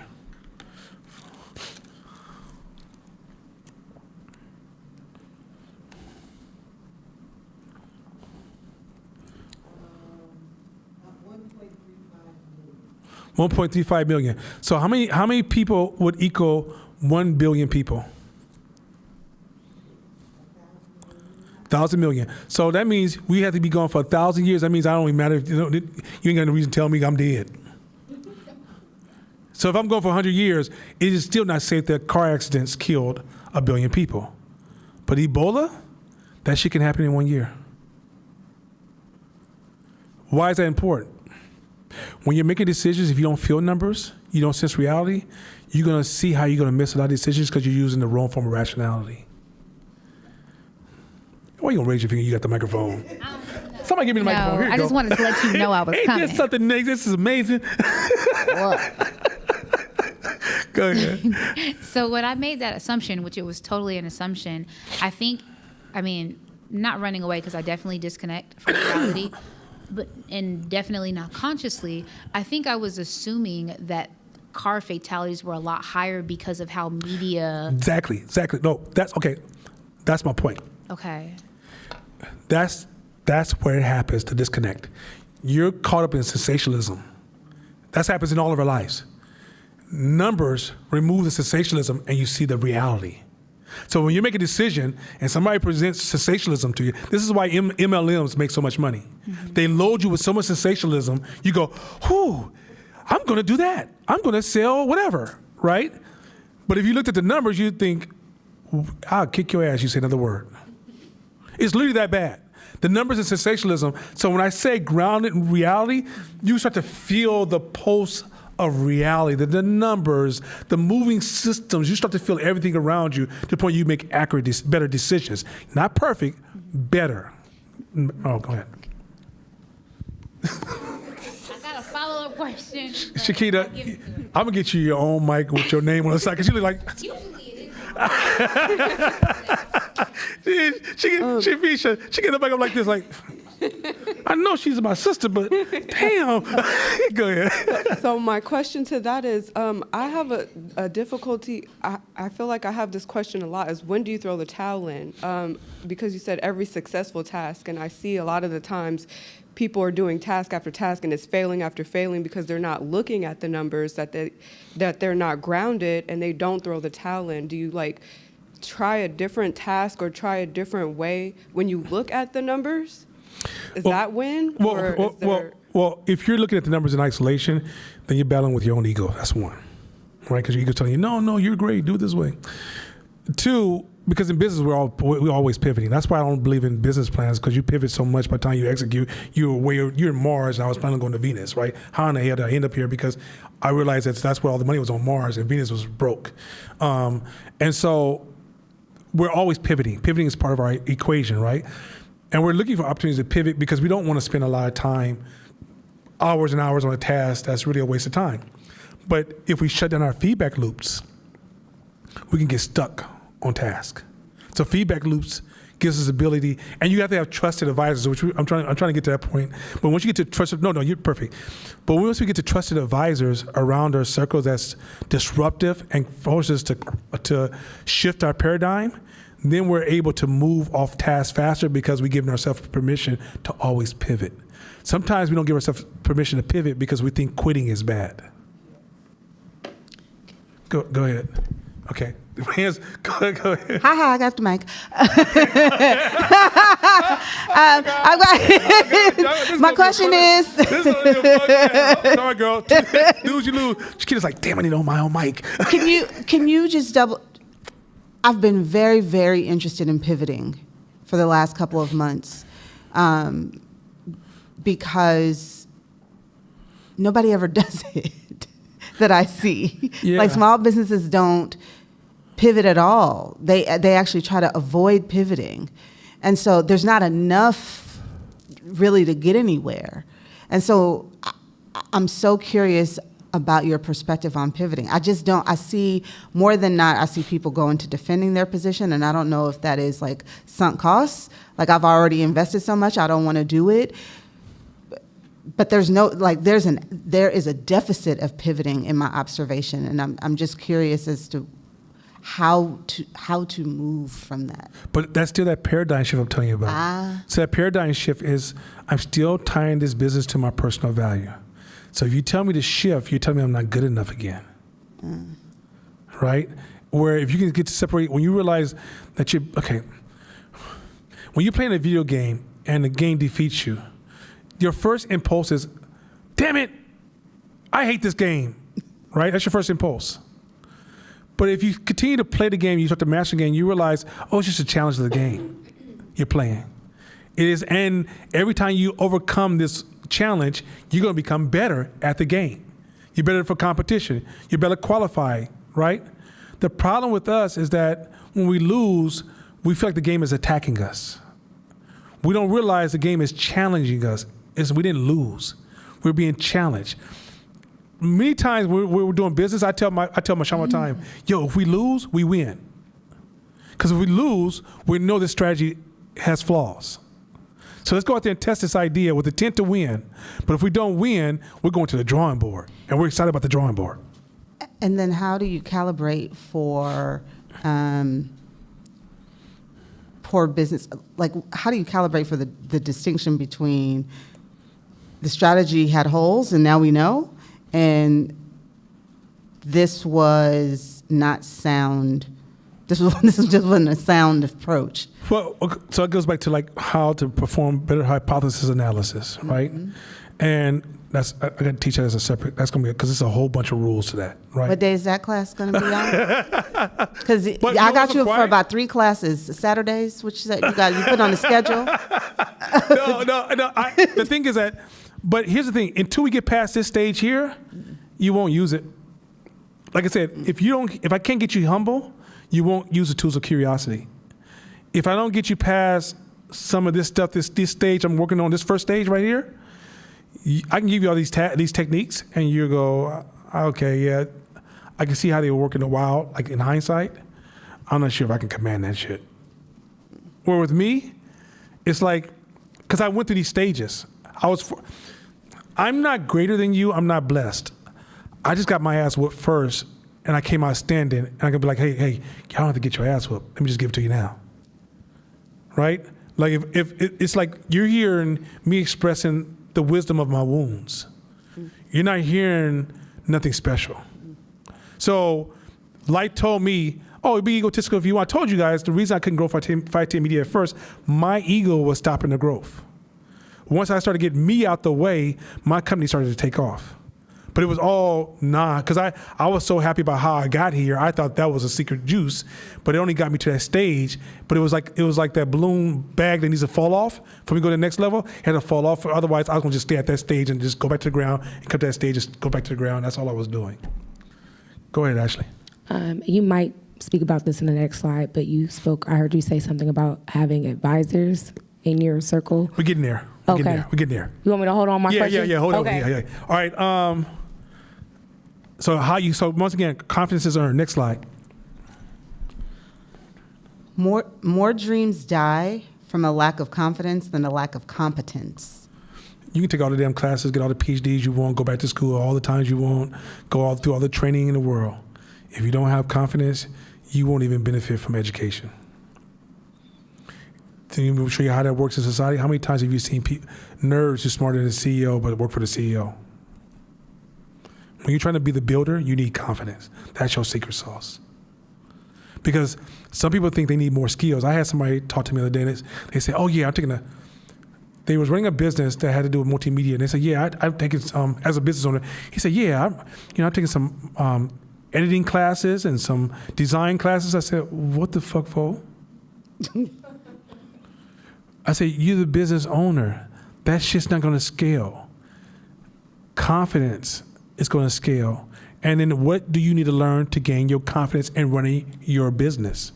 Now you see what you need to learn. You over there learning how to hammer and you running a contracting business doesn't make any fucking sense. Running a contracting business is where your skill comes from, not master hammer. You hired a motherfucker who can hammer. You hire a motherfucker who can put glass in the window. You can even hire an auditor to the person putting the glass in the window if you're not sure how to audit the person. You can design models. You can design models to oversee the system development of your business, right? But you got to know how to think, process, and what do you need to be working on as a leader of your business? Because imagine having a whole bunch of great workers, but got no work for them to do. Or you can't pay their payroll because you can't run your damn business. Or you're in a bad. So here's a trick for you guys. The most valuable investment you can make in America is your own business. More than stocks, more than real estate. But what does investment in business mean? I'm gonna give you a simple definition that you can span into everything that's relative to your business.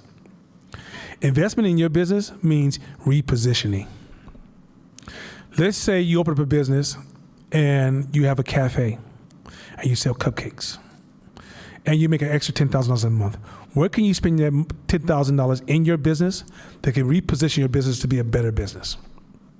Then you make another $10,000. What can you spend another $10,000 on to reposition yourself against competition? Then how can you spend the next $10,000 to reposition your business to be the leader in your industry?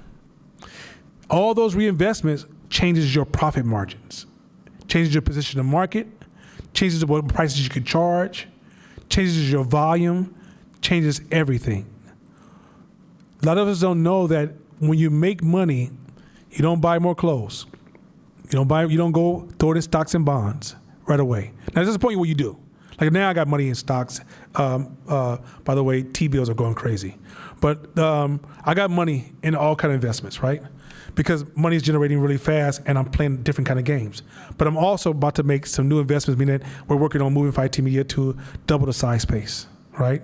We're working on redesigning our space for certain things. I was telling Shamar earlier, me and Mashama is going to tailors getting fitted for a whole bunch of suits because we're doing thought partner work. So if I'm telling you, I'm gonna sit down with you for a month and I'm gonna charge you $50,000, I gotta dress, no ties though. I'm not wearing ties. Players like me don't wear ties. You understand me? But you need to stop all that. So you don't stick your tongue out and talk shit about me at the same time.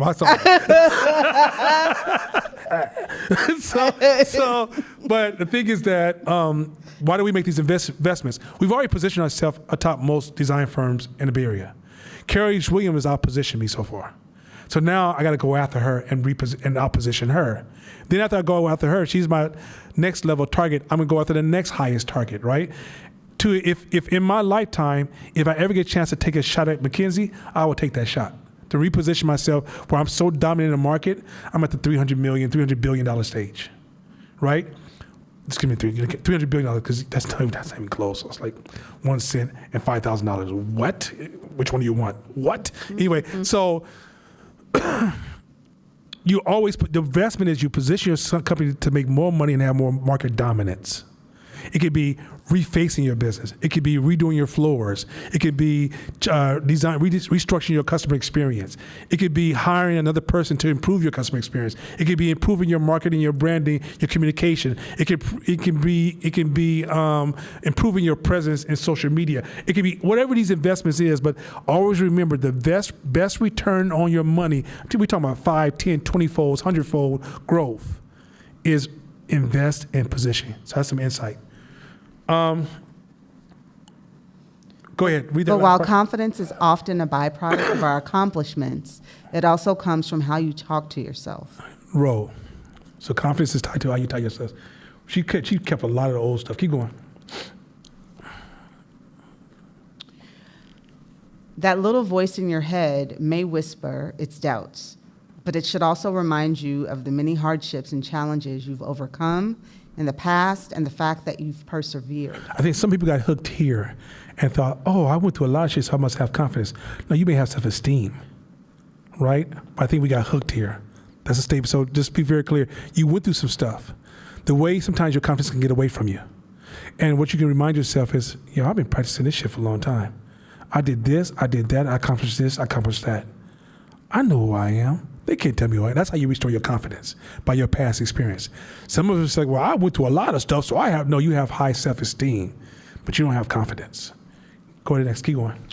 No matter who you are, you've given that little voice many positive moments to speak of.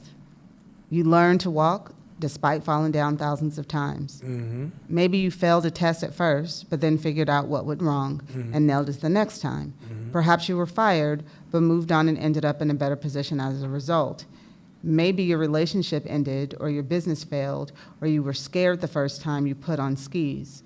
Whatever it was, you overcame it, moved past it, and you're stronger as a result. Keep going. I kind of covered this from last week. Next slide. There you go. Why does mine look different? It's important. Which one you have? Hold on. There we go. It's important to talk to yourself about the adversity you faced, because past hardship is where you get the confidence to face future hardship. Okay, so in order for you to get benefits from past hardship, to face future hardship, what's missing in there is radical responsibility. That's the power. If you don't take responsibility for your past hardships, you're just gonna feel like a victim. Like, why me? Oh my God, this shit's compounding. And you start thinking that's your destiny to be fucked over, have a bad relationship, not make no money, not have what you want in life, not being able to live your dreams because you brought into this, you never took ownership for your past. So it just seems like you're just part of this cycle of destiny calling on you. Matter of fact, you can find signs of that where people say, well, what sign are you?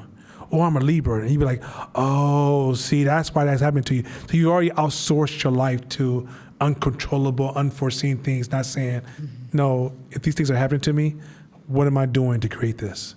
You see how we do that? It's in our language. We say it all the time. You know what I mean? Like, when were you born? What city are you from? Oh, that's why it's happening to you. Oh, shit. Please give me a drink. Somebody give me some vodka. So, next slide. Next slide.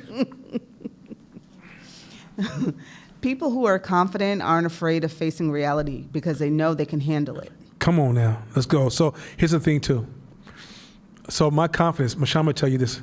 Mashama tells this story. He says, this is your personality, Nana. There's a brick wall there. Most people walk up to the wall and go, oh, it's a brick wall. Shit, what are we going to do? Damn, how do we get over it? He says, Nana, what you do is you run through the brick wall and go, oh, shit, was that a wall? Right? Because when I see obstacles, my confidence allows me to approach those obstacles with confidence. I feel like, I'm sure I can get around it. I don't know how right now, but I'm sure I can figure this shit out. I got to be a way. And that's worked for me, say, 8 times out of 10. Well, I walked in and I was confident I could solve it because I've been here before. I felt this experience where somebody told me what couldn't be done. And I realized that's your interpretation. Until you can show me something that's in reality that says it can't be done, I only know what reality is dictating to me, not what you feel. Keep going. Confident people don't care what other people think about them, You just don't. aren't afraid of standing out. Okay, so y'all see what gear I have on my Black Panther stuff? I went to Alameda today. Y'all know that's White City. For those of you at home, Alameda is white. And if you're not white, you just act like you're white. And I'm walking around all my pro-Black gear in Alameda, right? And I notice people looking at me. And first, my herd animal kicks in and go, oh, I forgot all my pro-Black stuff on today. Because my theory was, when you want to be African, we decide we want to wear clothes from the diaspora, but we don't realize that Africans here are still Africans. So when Africans here make clothing, to me, that's African clothing, right? So, and y'all know I like... Actively Black? Yeah.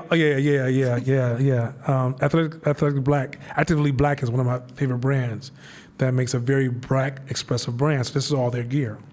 And this is even their Black Panther knitted hat. I couldn't wait for it to get cold to wear this shit. And I bought it in the summer, so it was cheap. So anyway, So I realized they're looking at me. And then once I realized, and then this is the weird thing. Because I have so much confidence, it felt good. I was separate from everybody else. So then I used that opportunity to just be nice to everybody. How you doing? Oh, hi. Like they look, oh shit, okay, I thought she was gonna say give me your money. Oh God. so it's just a nice position. And I love going away from the crowd, and I love also being with the crowd. I love both sides, right? To me, if you love just being by yourself, that's a problem. And if you love being with the crowd all the time, that's a problem. Can you dance between the crowd and your own choices? That's the power space. That's a confident thing. Keep going. They've been beaten down and rebuilt themselves enough times to know that they can do it again if they have to. I'm black. You know that shit works. Go ahead. Crucially, they also know that to outperform the crowd, you have to do things differently sometimes. You have to. Go ahead. And that hecklers and naysayers inevitably tend to follow. There you go. They take their feedback from reality, not popular opinion. Now you see why if y'all try to catch me on Facebook, it's hard to catch up with me. I can't. Now if I'm doing sales on Facebook, that's one thing. But I'm not looking for likes and validation. You're gonna be miserable for the rest of your fucking life. You're too fragile. Keep going, next one. The most important voice to listen to is the one that reminds you of all that you've accomplished in the past. And while you might not have done this particular thing before, you can figure it out. There you go. So keep going. I think we covered that one last week. Self-confidence is also the strength to accept hard truths. Ooh. We all have to deal with the world as it is, not as we want it to be. The quicker you stop denying inconvenient truths and start responding to difficult realities, the better. That's like I told you earlier, because lack of confidence is stopping the path. So one of the things that I learned, I stopped eating sugar last month, and there's been some miraculous changes. Oh my God, it's crazy. But I learned today that when you eat added sugar, you increase the insulin in your body. The increase of insulin stops your body from burning fat correctly and using it for energy. This is how you gain a lot of your weight. So that explains why I'm working out 6 days a week and I'm still looking like rock. And it's because I was eating so much sugar, it was slowing the fat burn down. So the body's letting the fat just chill and it's burning more insulin, and it causes other problems that go along with that, right? The same thing is like with confidence. When you don't have confidence, it has this chain reaction of different results that seem like they're way over here, but they're directly caused behind confidence. When I told you guys the social justice movement is a confidence deficit movement masked as a freedom movement, it's really a badass fucking movement. And it's continuing to destroy the confidence of those who seek to serve. If I tell you you're a victim long enough and I convince you to buy in that you're a victim, you will start to self-perpetuate your victimhood. At some point, you need a fucking solution. Help, I understand, because here's the thing. Do you realize Earth itself will victimize you? Sleep outside tonight. Earth will fuck you over, right? So what did you do? You figured a way to create shelter to protect yourself from the Earth. You got to create your own shelter for society as well. Stop saying it's raining outside, it's cold, now it's hot, now it's snowing, as it should be, right? But the goal is to position yourself so you can actually defend yourself against those challenges. Let's go to the next slide. We all have something that we're denying right now because accepting it is hard, and we want to avoid the pain. Ooh, wait. Watch this. Go back to what we said earlier. Fern, hear this real quick. Just read it one more time. We all have something that we're denying right now because accepting it is hard, and we want to avoid the pain. Black folks going through scarcity, poverty, oppression, causes us to go into a lot of reality denial, right? But it's understandable. It just doesn't translate for business building. Keep going. Maybe you're in a dead-end job, or you're about to go bankrupt, or you're holding an investment that you have trouble admitting didn't work out. So by the way, a white man just wrote this book, so he's talking about white people problem. If I translate to black people problem, maybe you're in the hood and shit's fucked up. Maybe you got somebody that's living with you, they ain't paying enough money. Maybe you can afford to cover all your fees, right? Maybe you live in check to check. Maybe you've never experienced wealth a day of your life. Maybe the most that you've ever been in your bank account has been $5,000 or $10,000, and it's the last few days you remember smiling so much. Maybe the last time you had some money, you spent it all on vacation, and you're back to living off your credit cards. This is our reality, right? This is the same. I'm just trying to help you do the translation. Keep rolling, Shabisha. The quicker you accept reality, though, the quicker you can deal with the implications. And the sooner you do that, the easier those implications are to manage. You see where that's going? So that's when we're bargaining with reality, we're never getting to the point of solving problems, because the only problems we're solving is the problems that fit within our make-believe reality. Right? The sooner you accept reality, your brain is qualified to solve the problem. It's just that your defense mechanism for survival has been to distort reality to keep you moving forward. So you have to get to the point that you can deal with that hard truth. So then your brain goes to work and does what it does really well. Keep going. Most of the time, needing to wait for the right moment to do a hard thing is just an excuse. A way to rationalize putting off what needs to be done. There is no perfect moment. There's only the desire to continue waiting for one. Procrastination. You hear it all the time. I'm about to, as soon as I get home, I'm gonna work on this. Okay, I'm gonna get started on it next week. You know what? Right now, I'm going through a lot right now. My money's kind of funny. My woman's acting a little crazy right now, and my son just came home with a D or so. It's probably next month I probably get started because it's just not the right time. Last week I had to work overtime because one of the guys didn't come in, and then last week I was feeling a little bloated. My stomach ain't been acting right and stuff, so I didn't think it was a good time to start while you bloated every day because it just don't feel right. This is what I hear all the time. All right, don't procrastinate. Start practicing the habitual art, accepting hard truths. Hard truths. That means you can't sit around people you always agree with. You can't read books on everything you want to just be curious, even if you disagree. Keep rolling. Next slide. People with self-confidence are honest about their own motivations, actions, and results. That's the trick there. Get honest about your motivation. What's motivating you?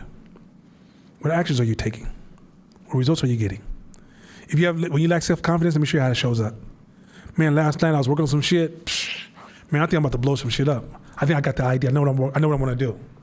But when Nana walks in the room and says, what did you work on? Watch how the conversation starts to become fragmented and fragile and start to shatter into pieces. Because you realize you was watching TV, somebody said something, you're like, I think I got it. You use your command of the English language and all your fancy words that make it sound like you actually pulled it out of a book. And then you're using me to validate your idea. But what's missing is confidence from the practice or the habitual investment in the work you're doing. When you have confidence, you'll say, I have an idea, but I realize I don't own this idea.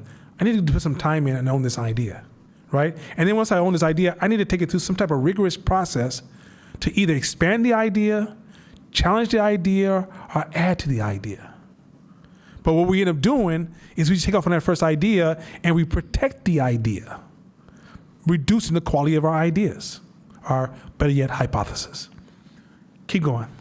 They recognize when the voice in their head might be ignoring reality. Ooh, so here's the thing. The better you get, you start realizing you're playing the game of fake reality. See, right now, I can slap Shakina's hand because she's new to the game. 2 years from now, she'll hear herself. And she'll be able to say, okay, all right, I'm saying this because it makes me feel good, but the reality is this. I know I feel that, and I know that's some bullshit. You can say that. But when you get distorted after a while, they start to blend so perfectly that if somebody calls out the make-believe, you feel like they just attacked you, even though they're not talking about. You're so in your make-believe world that you blended it with the real world, and when somebody challenges the make-believe, you protect the make-believe, only producing make-believe results. You guys get that so far? Keep rolling. They also listen to the feedback the world gives them instead of shopping around for other opinions. Yeah, I heard what Nana telling me, but she bitch, Nana, he's on some old formal shit. You know what I mean? What do you think, girl? See, that's what I was looking for. Yep. Right? That's not feedback, people. That's not feedback. Feedback is, feedback is you're looking for friction points to your hypothesis, not continuous confirmation of your hypothesis. Next slide. You can quickly and easily be surrounded by people who share the same delusions. That's how you fuck up your circle. Man. Your circle's not fucked up because they're wrong. It started with you. You bargained with reality. The world should. I don't understand why this is this way. This is stupid. They stupid. I don't like these people. Oh my God. Everybody's wrong besides me. Then all of a sudden, look, you know what? You gave me feedback. Who are you to give me feedback? I don't know about you. Oh, you fucked up. Shabisha, what you said? See, she hates on us, Shabisha. She don't know the fuck where you coming from. I ride with this circle here. So now you're in delusional land. And now the friends you start picking, Shabisha, you're my friend. Oh, I think Josh, you agree with me too. Fern, oh my God, you ride with everything I say. That's my circle right there. Now your friends are part of your fuck up team. Oof. Don't turn around and blame your friends. Them are innocent people that you created. Keep going. That doesn't make them true. Reality isn't a popularity contest. Ooh, everybody believes that, Nana? What's wrong with you? That's what everybody say. I was on Facebook last night. Everybody agreed. Keep going. Surrounding yourself with people who tell you you're right doesn't mean you are. And once you dive into the warm water of group acceptance, it's hard to get back out. The social default strikes again. So once you fall in love with acceptance as a form of right, it is a drug. When you start looking for people to accept you and your right is aligned with acceptance. You ever watch D.L. Hughley or Kamal Bell?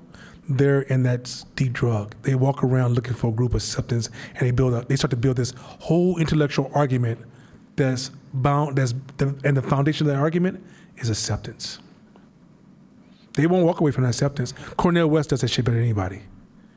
Cornell will be in the presence of a group of people with different acceptance systems, and he will shift his argument to fit that group. And all of you will do that. That's a drug. And it's an invisible, deep, subconscious drug that will drive your decision making. You know how Court said in his class, says, Nana, you can come to me with some great information. And as soon as he finished the information, I'll be like, yeah, but what about? And he said he used to hate that about me because I do not ride with popularity. I'm looking at, are we looking at all the variables? I'm missing some things. Help me process this thought, right? And so I'm looking at whatever tools I have, and if the tools are not being used, and I feel like you're filling it with assumptions. Remember first principle of thinking, which is you're looking at assumptions, and you're just assuming those assumptions are part of the facts. Where when you talk to me, I'm going to start analyzing your assumptions. As I extract that, I realize you didn't provide me with any information. You said something that sounded good, and then you surround it with all these assumptions. You say, what do you think about this? And I tell you, I don't know what to think because you're not thinking about it.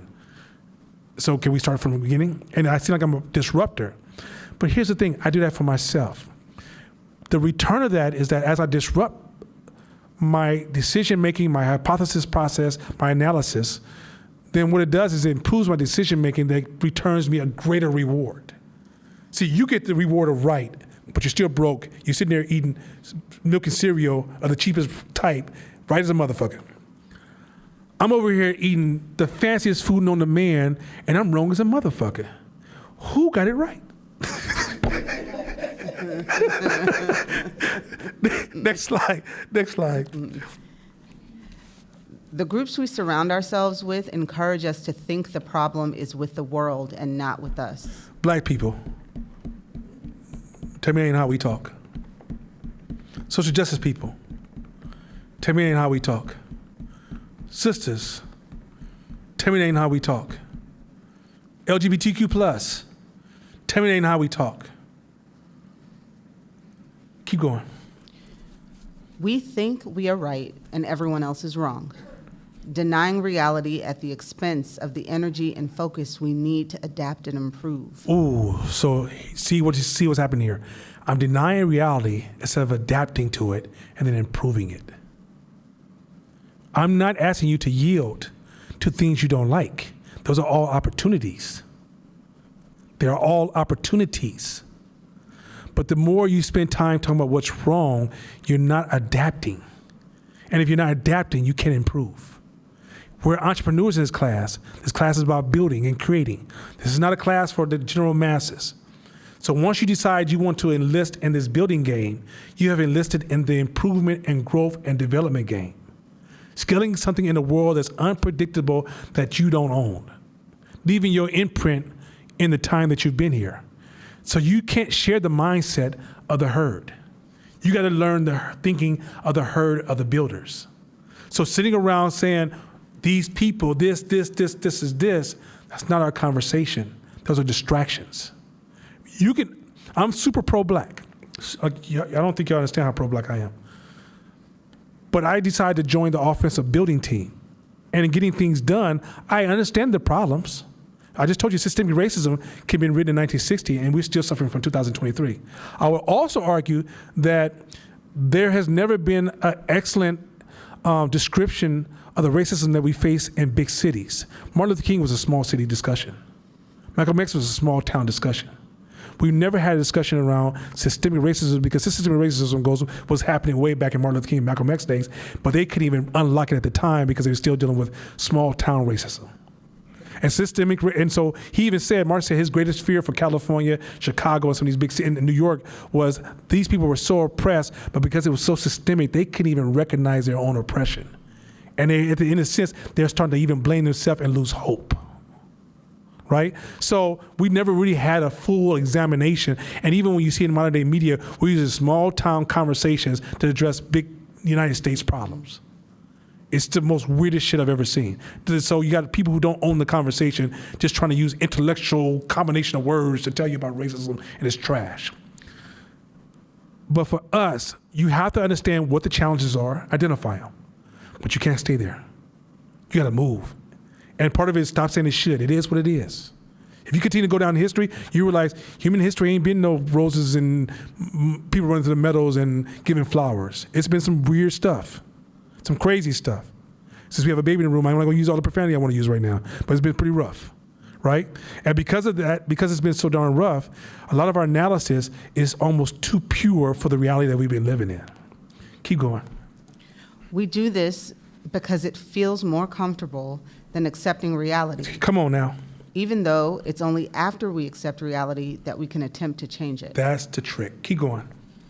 And we continue wondering deep down why we aren't getting the results we want. There you go. Now, come on, stop before we go. Don't you wonder that all the time? Why are you not getting the results you want? How many times have you talked to people as well as you yourself dealt with that thought? Why am I not getting the results? I know I work hard. I know I'm a good person. I know I'm intelligent.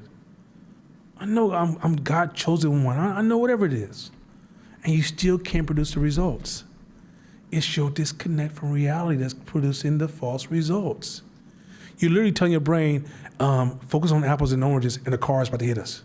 The car's literally coming at you like, oh, apples and oranges, apples and oranges. Oh, shit. Why did you turn the wheel? Oh, you told me to focus on apples and oranges. So our decision points, our system, you realize that if you don't have a word for certain things, you won't see it. It could be in your reality, but you won't see it because you don't have a word for it. So if all your words are shifted towards seeing this, and none of your words are shifted towards seeing that, and you wonder why you're not mastering that, you work on that, but you focus on this. See how I'm simplifying it for you? This is a cold game you're playing with your own brain. Keep going. We wonder why some people get better results than we do and what they're doing differently. That's that paradigm shift. So white folks have this different paradigm. The builders are white folks, not all of them. Because there's a lot of poor white people. There's more poor white people than there is poor black people. We just got a higher percentage. So a lot of white people don't know this either. So don't think it's a white black thing. It's not that clear. But the building class of white folks, you realize a lot of that money is passed down because that paradigm is being passed down. And once you get that paradigm, or you have the freedom to have access to that paradign, I mean, there are certain things that happen systemically. So, for example, during Jim Crow and slavery, do you know that it was dangerous for African Americans to ask questions? So to this day, when you walk to the black community, do we ask a lot of questions? Think about that. It's part of our paradigm shifts, right? Have you ever been around a group of white people before at one of these Earth, and how many fucking questions they ask you? Go to a black party of any type and see if you can match those amount of questions. That white dude who have hella money, eating shit with his hands at the table, cracker at a time. So tell me, why do you do that? He's never gonna see you again. But he's gonna sit in that space and he'll never tell you, I have this multi-billion-dollar firm sitting behind me. Where did that go, people? It's in our history that was removed because we're in a different paradigm. So even though we're working hard, we are socialized as a working class and we have working class paradigms. This is why when we talk about running our own business or taking a business class, we're talking about it as a worker. We're not talking about it as a builder. The hardest challenge I've had in this class is shifting people from the working class paradigm to the builder's paradigm. Even when I say things that could be offensive to the workers, the entrepreneurs in this class is responding like they're the workers. I don't know about all that. And Court be like, ooh, yeah, say that shit again. Because he's in my paradigm, right? That's the difference. What Court do again? No, I'm not doing that again. I missed it. But Court be putting all the stanky faces when I hit that certain paradigm because we're in a different paradigm of thought because our survival depends on it. But if you're on that other side, Martin Luther King also said he was afraid that black men would never know manhood because we're not having an opportunity to experience our manhood. Our manhood comes through our building. Your womanhood is going to really come through your building. When you build, there's another layer to womanhood you don't even know exists. Like some of y'all are thinking about you kind of live with your womanhood tied to his relationship to men. Once you start to really rise up and get to that Maya Angelou space, where she could walk into a room and all men will bow because she's tapped into that power that many of you will never experience. It's a powerful space. Same thing for black men. And many of us never experienced it because we've been the working class of this country for so many fucking years. And all of our language and all of our music, it speaks towards the working class. And this stuff, the reason I'm sharing this stuff and you guys are kind of stuck in this like, what? Wait, what? Like I'm slapping you from both sides of your face. Like turn this way. You're like, okay, goddamn. No, stop, right? It's because I'm trying to pull you out of a paradigm that you're comfortable, that doesn't serve you. Not if you want to be a building class. Now, if you just want to go get a job and work hard and be told you're the best employee here, my class might be a little too intense for you. Now, if you decide you want to be a CEO in that company, this is a class for you. Next slide.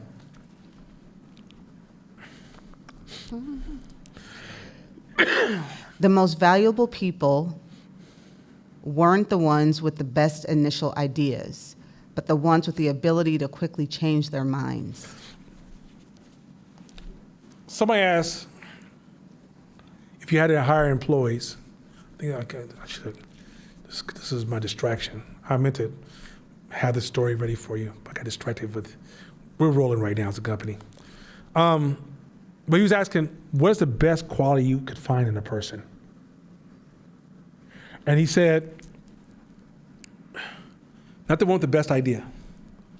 That's a form of perfectionism or heroism, but the ability to quickly change their mind. There you go. Agility is critical in business. Why is agility critical? Because everything moving forward is going to be random. You becoming rigid is a weakness. I had this old saying that said, whatever I believe in, if I realize it's a better belief tomorrow, I will dump this shit so fast and make your head spin. I have no loyalty to any of my beliefs. All of them. At one point, I questioned God. All right, God, you up. What's up? Let's have this conversation. Because everything's on chopping block, right? God easily won. Don't worry about that. The point is this, is that I took everything to a chopping block because the simple fact that a lot of times your rigidity on your beliefs is forming your false reality. In order for me to get back to reality, I had to let go a lot of things I thought was right. Because a lot of things I thought was right was just hearsay from grandma. She hugged me and said, baby, this is what it is. I said, I'm never going to change, grandma. None have changed. Changed so fast, make your head spin.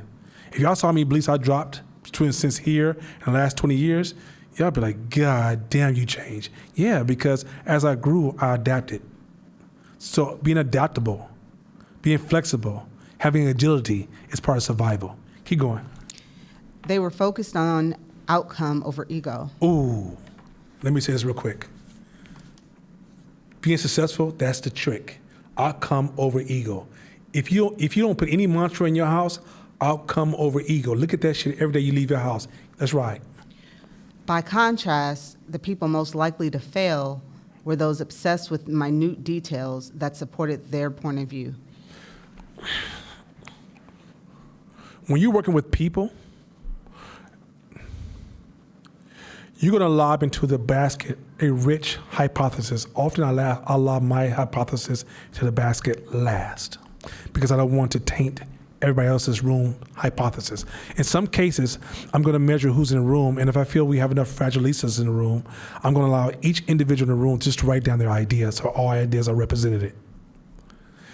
I don't care if my idea never wins. I care about the outcome. I don't care about being wrong every fucking time I show up every day in business. I care about the outcome. You guys care about the ego over the win. That goes back to why people can't shift. That's all tied to self-value, not feel like you're good enough, because you don't realize that feeling like you're good enough is a task you have to take on, not something that somebody outside can reward you with. You can never, let me say this again, I said it three times, never outsource your value to others. You will always be miserable. It's not possible. Next slide. As I mentioned previously in the chapter on self-accountability, this is what I call the wrong side of right. It's what happens when otherwise smart people confuse the best outcome with the best outcome for them personally. So this is where business dies. This is one of the hills you will die on in your business. You're thinking about what's the best outcome for you. Let's say you're raising a child. This happens with parents with children all the time. And the most popular school for people in your class is this particular school. And if your kid goes to school and gets an A and does everything well in his class, you're happy. But your kid really wants you to take a music class. And he's getting C minuses in other classes. Your kid's really Prince in the making. But you will never be a good parent to Prince. You know why? Because it doesn't serve you. Many of us are so busy projecting on our kids what we want them to be, we never try to figure out who they are and how to grow that. Next slide. In order to be right, you must be willing to change your mind. That's the shit that will fuck you up. If you're not willing to change your mind, you're going to be wrong a lot. Go ahead. The people who frequently find themselves on the wrong side of right are people who can't zoom in and out and see the problem from multiple angles. Okay. Natural for all of us, including me. You look at a problem, it carries a lot of emotional energy around it, right? So you zoom in. You zoom in, it seems like a natural progression is go from A to B, right?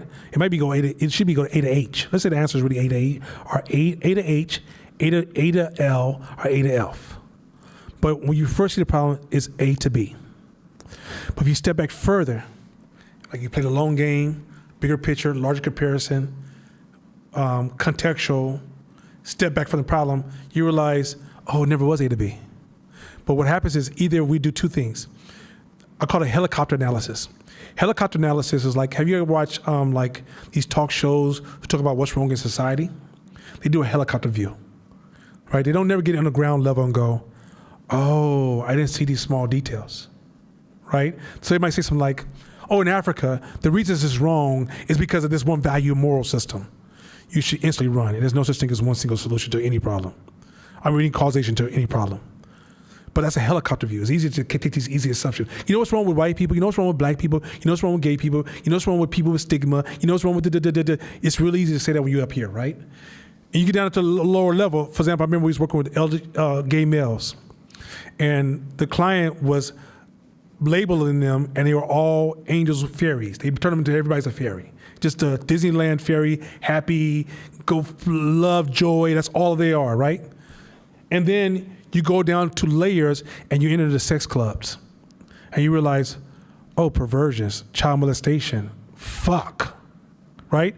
Then you get into psychological conversation. You realize, oh shit, this is what happens when a human being feels abandoned, and they start to psychologically lose it. So there's mental health challenges here, right? So you start to see these variations of behavior that's all over the place. But from the helicopter, that shit doesn't exist. You see the things that pop out at you, the highlights, and you start making decisions from that space.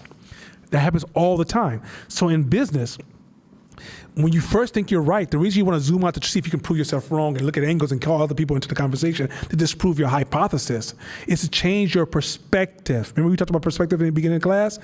Once you get trapped, remember like how we all can touch an elephant with a blindfold on, and we can describe an elephant different based upon what part of the elephant we're touching, right? That's a challenge of all human beings is perspectives. So a lot of times when you just rush to right, you're also playing on a negative perspective time and time and time and time again. You're a thin blade trying to cut through a complex life. When you don't realize, no, you got to keep changing perspectives to make better decisions. So in order to change perspectives, you got to learn the game of zooming in and zooming out. So when you go to somebody to have a conversation, don't just tighten up your zoom. Also step back from that zoom. Historically, contextually, economically, what's happening in competition, positioning in the market, other variables. Then get tight into the details. What are the causations? What's why? What's the human experience? What's the psychological motivations? How does the brain work to create this contagious behavior? You see how that zoom in and zoom out, zoom in and zoom out, and all of a sudden your decision making becomes richer. And then even when you sit with other decision makers, you're welcome because the richness of your dialogue. Because if you don't have the ability to zoom in and zoom out, you sound like an activist in a thought exercise. It's like, shut the fuck up. We're trying to make a decision. But what you don't understand, the black man was, we primitive rock landed on us. We didn't land on primitive rock. Oh, please stop. No justice, just, boy, if you don't shut the hell up, right? Because you're just going to be running off all these sayings because you're not zooming in and zooming out. Like, yes, slavery happened, but then zoom in and zoom out of it, it's a much more complex conversation. Because then you go, okay, then what happened 400 years before then in human history? What happened 1,000 years before then? What happened 10,000 years from then? Now the conversation is going to get way complex. So zooming in, zooming out, putting things in context, learning the different layers of thought, the different layers of systems. This is getting to systems thing. I'm not going to do that today. But understanding that systems and how systems unfold to individual actions, all that stuff's going to help you produce solutions to bringing your value or your value offer to the market. If you just look at it from a narrow zoom in or only from a zoom out, and you fail in your marketing, it's because your zooming techniques is it's kind of like you're stuck on one side or the other. You're either too close in or you're too, but you don't have the ability to zoom in and out, and then sometimes expand. That's a third variable, expand. Next slide. They get locked into one perspective. There you go. Get locked into one perspective. Their own. Oops. When you can't see a problem from multiple points of view, you have blind spots, and blind spots get you in trouble. So keep going. So blind spots destroy the game. Keep going.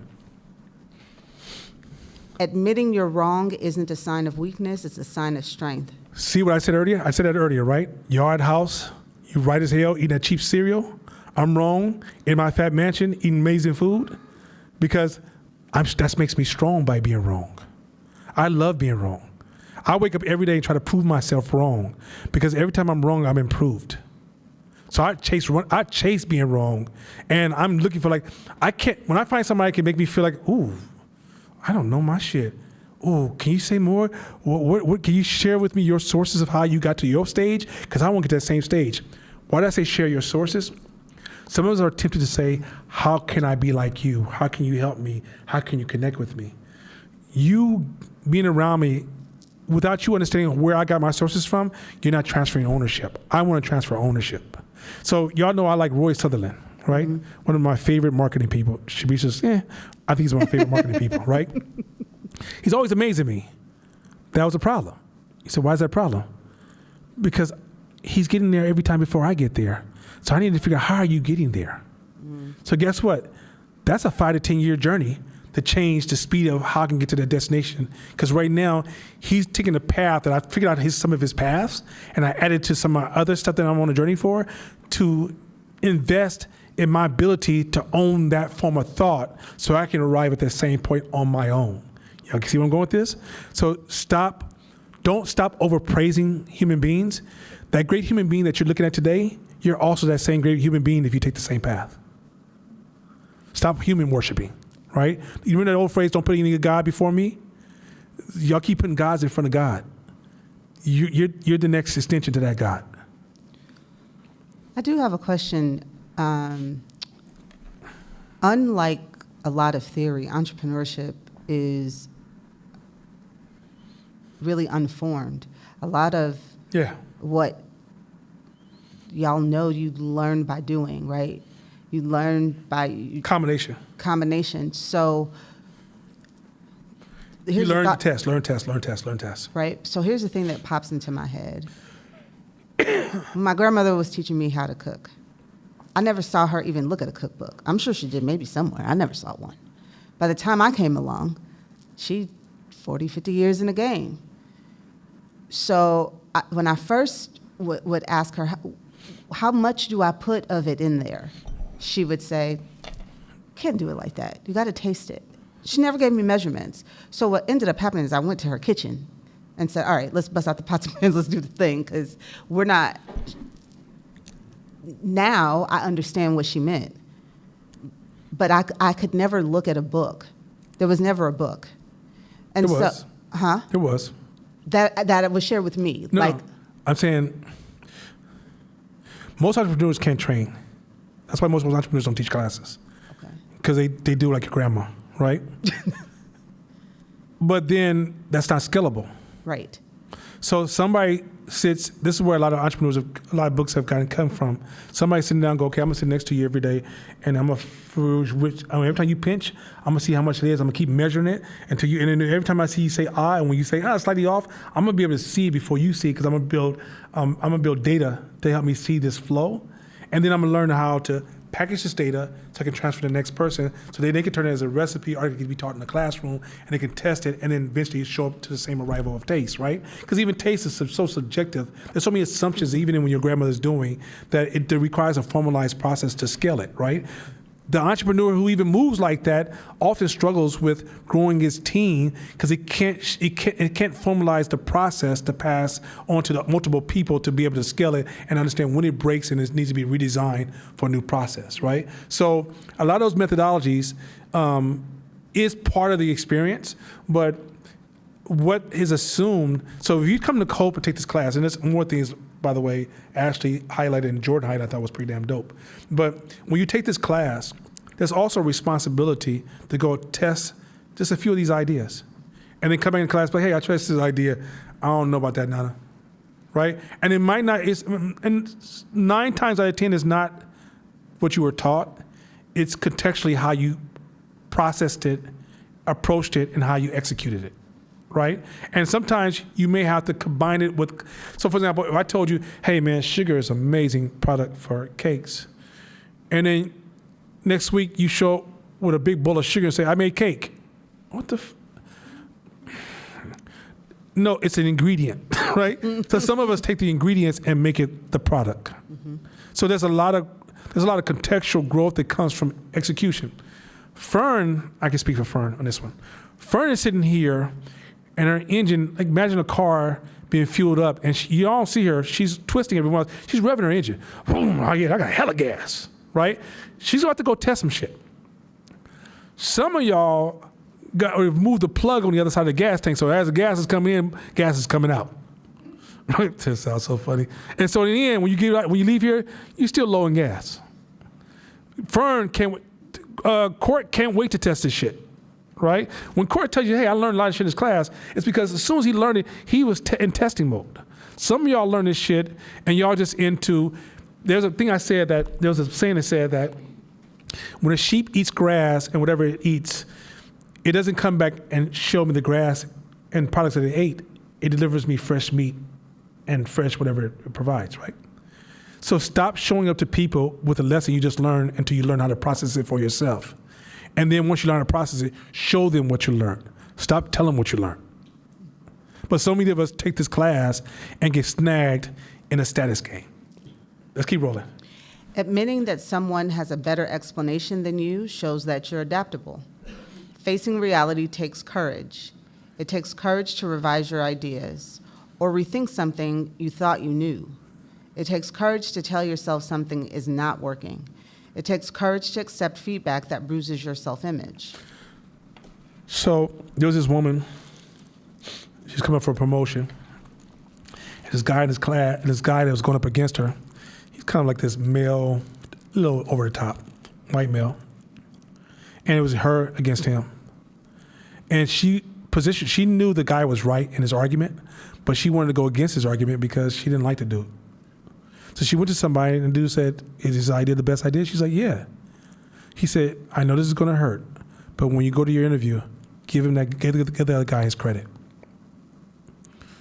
She bit her tongue, blood coming all down her face, and she gave the guy credit. She got the CEO position because they realized you wanted to protect the outcome over being right, and that's who we want to lead our company. If she went in there and defended her position, because she's trying to defend all women, although all women are at home, don't even know this fight is happening. Some even listed a rapper who talks about her what's her name's pink and a brown, and realize you're not serving everybody. But yet, you turn around. There's a child in the room. I'm not going to ask me for the descriptions. Point is this: all women are not. This illusion, our brain. Once again, moving ourselves from reality. When I make this position, I'm defending all women. Are you really? Or are you making the best move? Are you trying to be right? Or are you trying to protect the outcome? And social justice got you so fucked up. You focus on right over everything. There's a time when I'm the servant in the room. There's a time when I'm the weakest person intentionally in the room. Because I know I got a beast in the room and I'm trying to extract. It's a time when this one racist person paid me in 2 years almost $3 million. He's racist as fuck. He always tried to figure it out. I'm not here to fix that shit. Let's do this again, Joe. I'm gonna do that, right? I gave him value as far as protecting his position, and he made sure he awarded the value, and I negotiated my ass off. I was always doubling his budget. Yeah, no problem with it, right? That's just part of the game I'm playing. But in a sense, I didn't need to defend all black people to him. As long as I'm getting paid and he wasn't like tapping me on my head or calling me good boy, what the hell we tripping on? I know you don't like black people like that. It ain't my job to fix that shit. And you ain't fucking with my money, so we good. And you didn't ask me to do something compromising. He didn't ask me to be a stripper at a white club. I'm good. That's compromising. Some people go too far. Keep going. Next slide. Just how you want to talk about it? Let's just keep going. Here we go ahead. Sorry, you thought I didn't see you. You know I got one for you. Here, let's keep going. The challenge of facing reality is ultimately the challenge of facing ourselves. Oh, you see it, Fern? So before you guys try to outsource this idea of getting close to reality, self-work. It's stages to this game. Know thyself, right? I think Elijah Muhammad used to say, first thing you got to work on is yourself, then your family, then your community, then I think he says, then your state, and then your nation, something like that. But it's an order, right? Many of us want to go straight from, I see the problem, I'm about to go fix everybody else. I'm about to go change my business. I'm about to make everybody see what I'm talking about. And it never's going to work. The first job is, before you can get your business grounded, ground yourself. Keep going. The challenge of facing reality, we must acknowledge that the things we cannot control and focus our efforts to manage the things we can. Wait, read that again? We must acknowledge the things we cannot control and focus our efforts to manage the things we can. We must acknowledge the things we cannot control and focus. Okay, so yeah, it should be a comment there. We must acknowledge the things we cannot control. So you got to acknowledge first what you don't control. That includes your internal brain. There's things you don't control about your brain, your impulses. If you have full control of your brain, you will not be here as a human species. There'd be something rational moving in the bush. You'd be like, what is that? We should think about that. You're dead. If the bushes move, your body says, I'm running, we'll talk about it later. Right? Like you had so many false positives, it was ridiculous to get you here. But if you literally sat there and examined and thought and analyzed things, your body is trained to keep you alive. Your body will take over. If you neglect it enough, your body will fully take over. Your body is trained to protect you. Your subconscious, you have very little control of your subconscious. Your conscious mind is nothing but a reporter. It's not a fact. It's not a fact reporter. It makes up stories that satisfies you. Once you know yourself, then you know how to build your tools to prevent yourself from getting in the fucking way. Your ego is designed to protect you. All your emotions are valuable. But if you don't, but you start deep like, I shouldn't be sad. Yes, the fuck you should. Just not now.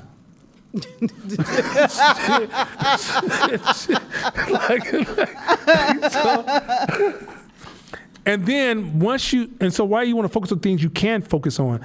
Because you have access to control everything in your life that you can control. You can't control the future. The future is unpredictable. So what do you do for that? You become adaptable. You will always face uncertainty. So you learn to accept it, right? You learn how to think in optionality because the world is going to always be shifting and you will never be able to finish that plan perfectly, right? These are tools you can build once you're honest. But if you're not honest, like I wrote a business plan, I'm going to go from A to Z and I know it's going to work. And I'll be damned if somebody going to tell me you can't. And you ain't going to hold no black woman down, no black man down, no LGBTQ plus down, no Asian, no Filipino, no whatever the fuck you going to call me. You ain't going to hold none of that shit down. And you wonder why you ain't got shit. Because you won't accept reality for what the fuck it is. You don't control it. Our job is not to control reality. Our job is to learn how to dance with reality. Once you learn that dance, you're like, man, y'all still back there? Shit, I'm stepping all the way to the name of love up in this motherfucker, right? Because you know how to move with reality. All right, keep going.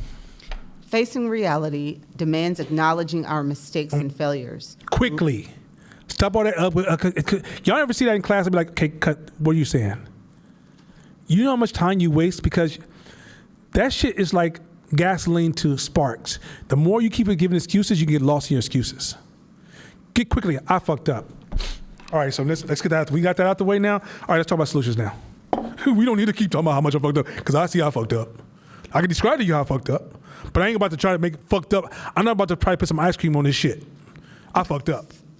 You know what I'm saying? I straight fucked up. Go ahead. Learning from them and moving forward. Keep going. Next slide. Strength in actions. This is dope. Keep going. Next one. So now we're going to talk about how to gain some strength. Let's go. Self-accountability, self-knowledge, self-control, and self-confidence are essential to exercising good judgment. Stay right there for a second. Now, for those of you who have not had an opportunity to see the previous classes, if you can, go back and watch this series. This has been a series. Self-accountability, radical responsibility, self-knowledge, knowing who you are, what you are, your weaknesses, being real about yourself, be honest with reality, self-control, learning how to control yourself. Stop blaming the world for what you can and cannot do. Learn how to control yourself. Self-confidence. All this is a combination that works together to improve good judgment. Doesn't guarantee, but you want to see a huge jump in your judgment, it's almost make you feel like you know, Michael Jordan was never perfect, but he had enough good moments to make him the GOAT, but never perfect. There's been a game where he scared us 7 points. Nobody talks about it because human beings only remember the highlights.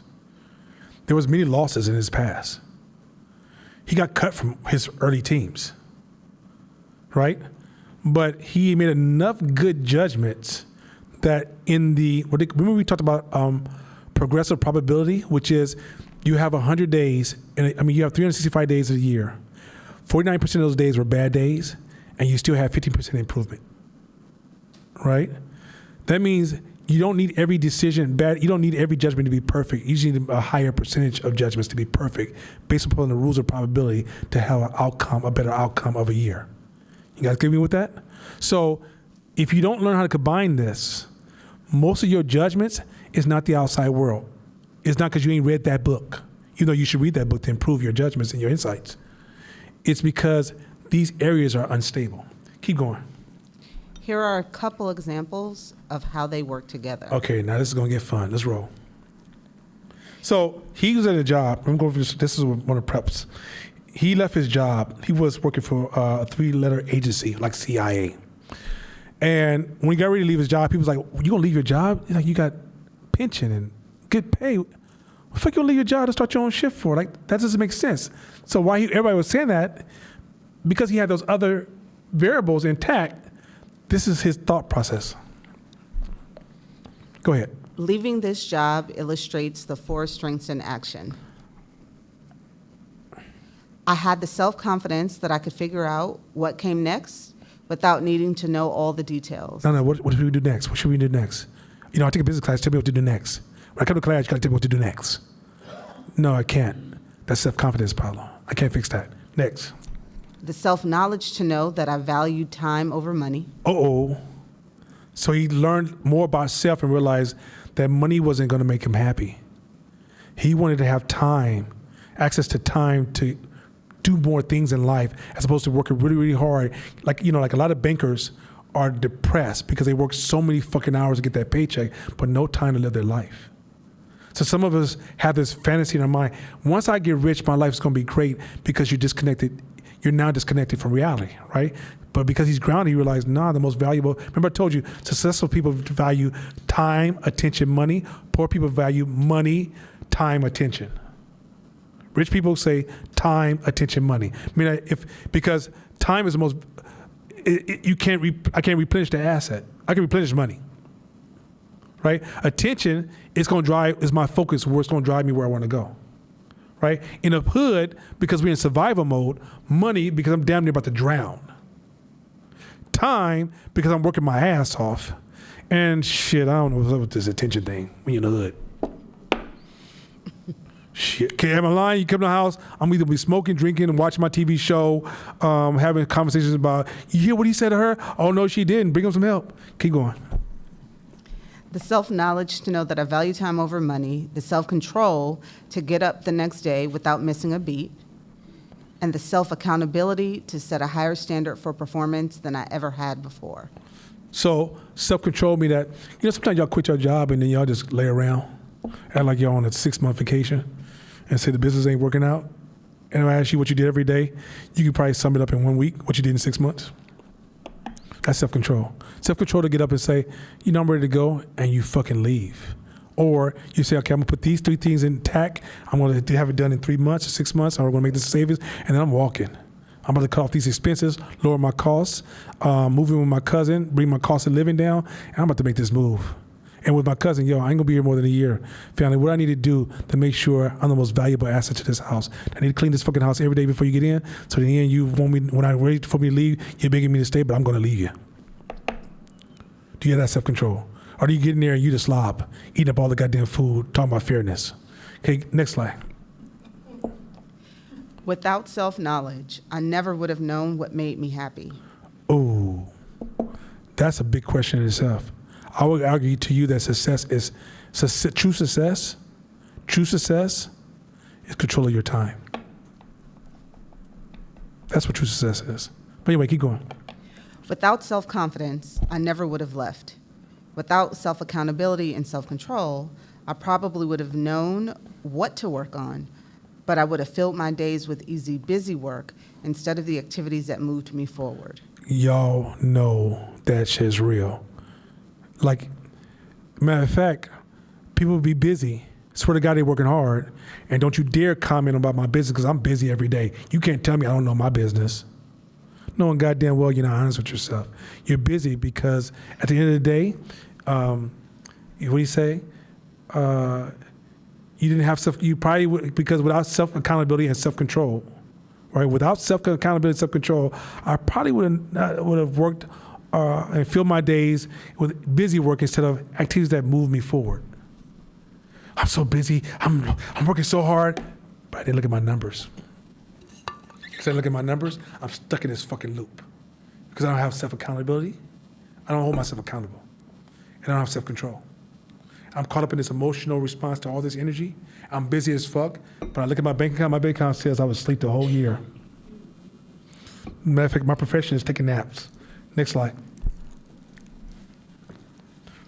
Resisting social default. Keep going. Next one. Suppose you know from experience that you're susceptible to social pressure. Okay, watch this.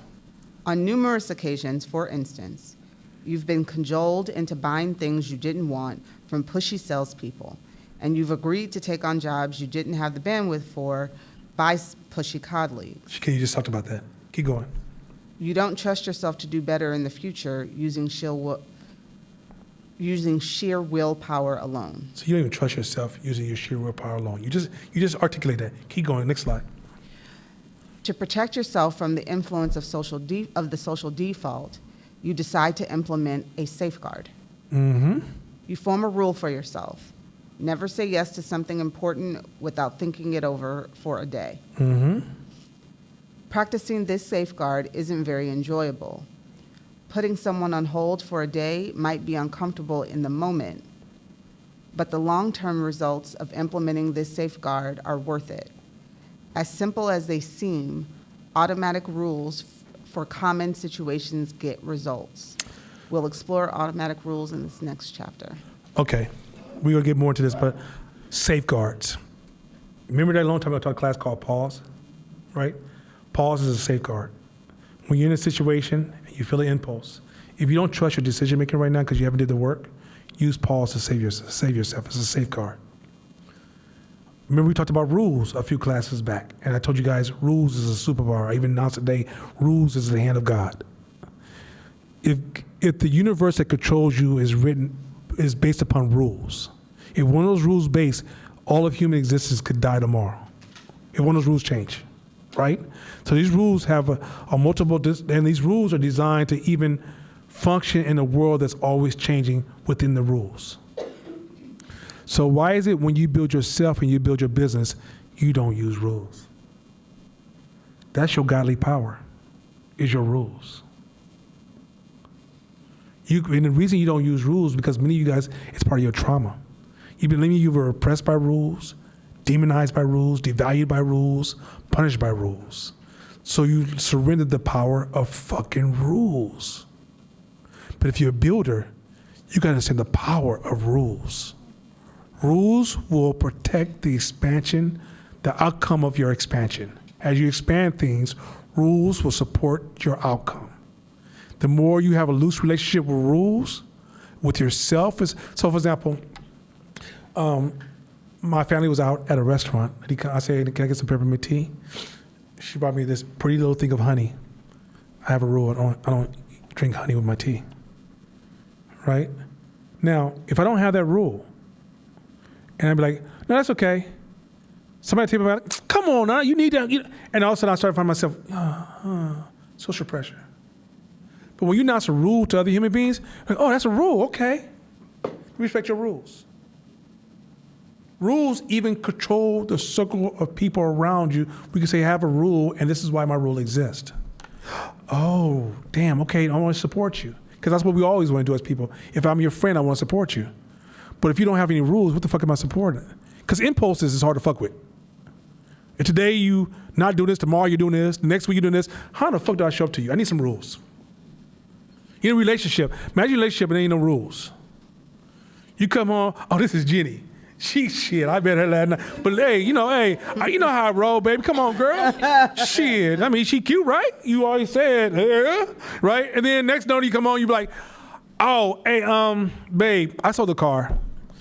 Cause look, the new Xbox came out and I figured I could take some of that money, invest in the other portion and buy X. Come on, babe. You be like, motherfucker, you gotta go. What's the rules? Right? You don't even know what a manhood is, womanhood is in a relationship if you don't have rules. Even gay couples have fucking gender sexual rules. There ain't no such thing as don't go to pimp mode. Do not go to pimp mode. Damn. but the thing is, there's always rules to the game. And yet you want to go in this world fragile with your relationship to rules. And the first thing you want to work on rules is what are the rules for you to keep you on your path or direction you're trying to go in. Examine those rules. And if you don't have any, and the only thing you have is willpower, I got news for you. You're inconsistent. Like gym, right? Monday, Friday, Thursday, those are the days you go to gym. Cut all them excuses out. It has to be an act of God for me. And if you can't go on Monday because something happened, that means Tuesday's now gym day. If you start moving around like I'm gonna start working on gym Monday, Tuesday, and Thursdays because I believe I can be there. Ask me how many times have you been consistent? It's not a rule yet. Make that shit a rule. Then as you start to build things and you start leading other people, when they do certain things, you got to say, well, did I have a rule in place to help you understand that? Are they even? And the rule doesn't mean it's a hard level slap your hand rule. It could be you design an environment to suggest a rule that people follow. It doesn't always have to be heavy-handed, but you understand that even in experience design, office design, customer design, you're designing rules of engagement. You ever heard that word before? Rules of engagement. How do I engage your product? People like black companies be like, oh, when a customer come in, they get on my fucking nerves. Did you design the rules of engagement for them? Did you ever think about what the fuck that is? Mm-hmm. They get on your nerves is because whatever rules in your fucking head that you barely own your fucking self, you want them to follow. Ain't that some deep shit? Go ahead. You be saying the funniest shit before I get on the mic. So I've been working on growing my team, and I have an executive coach because I don't know what management is for big teams. And we were talking about leadership styles, and came to the realization that like a lot of the stuff that tied into the class empowered me to have a more grounded conversation about my leadership style.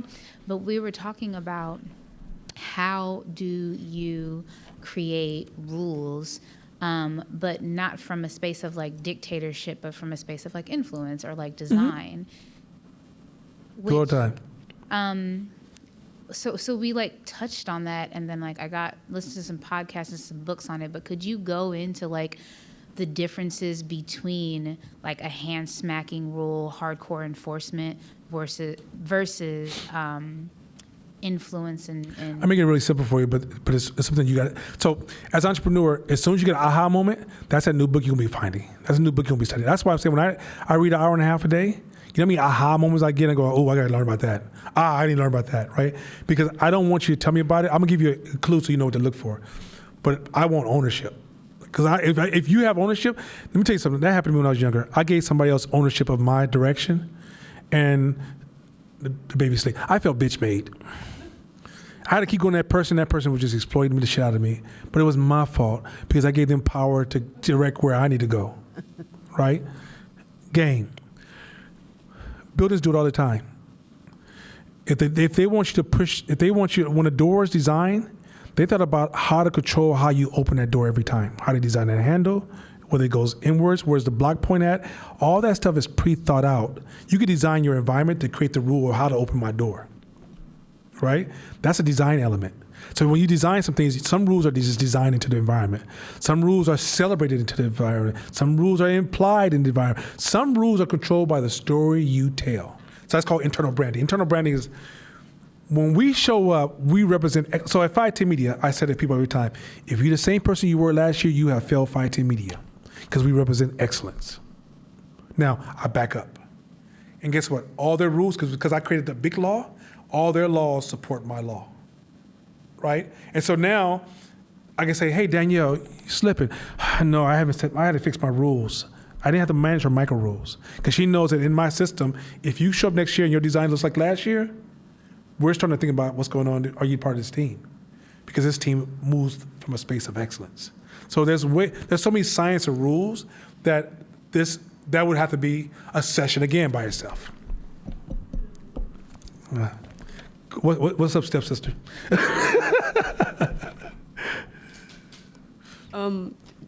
Just an example for you, Kaja knows this. When clients come in the shop, so I have a nail salon and I have other techs there. Some of the techs are really quiet. I actually started off really quiet and, you know, hey, how are you doing? And people will come in like, oh, she's so rude. She never spoke to me. So I have to start saying, hey, when they walk in, and I do it so much now. The unspoken rule is every time somebody walks in, all the clients are like, all the nail techs are like, hey, how are you? So now it's environmental. I never told them speak to every client that walks in, but now they see me do it so much that they like, that's the unspoken rule. Now we got to do it. So yeah, its rules are designed. They're not. That's why when you build a relationship with rules for yourself, you're gonna realize you need to design them. So for example, you might say, I need to go to every gym. So what you do is you might position something to make yourself inconvenient if you don't, because you realize I don't really want to trust my willpower. I don't believe in that, right? You might hire a trainer because you just haven't built that kind of relationship to your rules. So you have to think about designing it and its impact. Is because rules is a form of communication, but rules is the invisible superpower that we don't understand. Once you understand the game of rules, it's going to be like, what the the world's going to look totally different to you when you understand how rules are moving around you all the time and it's directing everything around you. And you'll be like, and you all of a sudden, all the things you call miracles of God was just rules running into a random moment that created a miracle experience, right? A plane doesn't make sense to a man who was born in the 1600s. The rule was always here. A plane could have flew in the 1600s. He or she did not know the rule at the time. There's other inventions, there's other possibilities that sit right in front of us right now. Black people could have a nation of our own doing amazing shit, contributing to the world's health and survival. But you know why we're not there? Because we don't know how to tap into the rule that puts us there. Is that some cold shit? Do you understand that everything that you witnessed that your ancestors did were called fucking evil God miracles of Jesus 100 years ago, that you called grabbing a cell phone, me jumping on the internet right now and connecting to somebody in Africa through the air. Ain't no wires connected to this motherfucker. If you took this shit back 100 years from now, you're about to get burned. Salem's looking at you like, oh, what the fuck is happening here?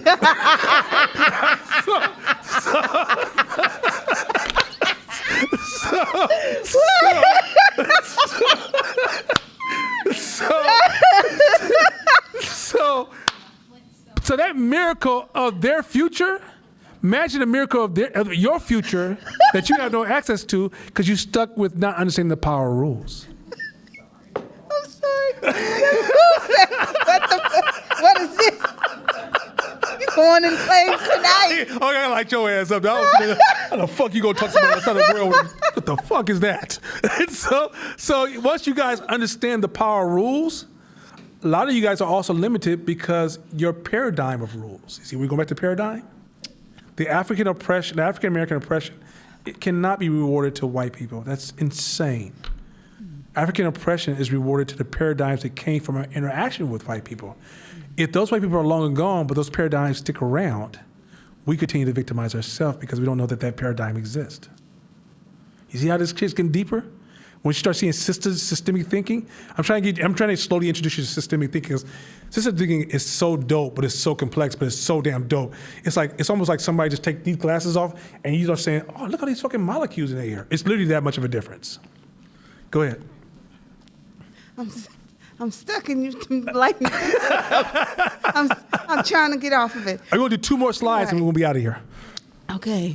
We finished this slide. We on the next one. Okay. Why are you this way?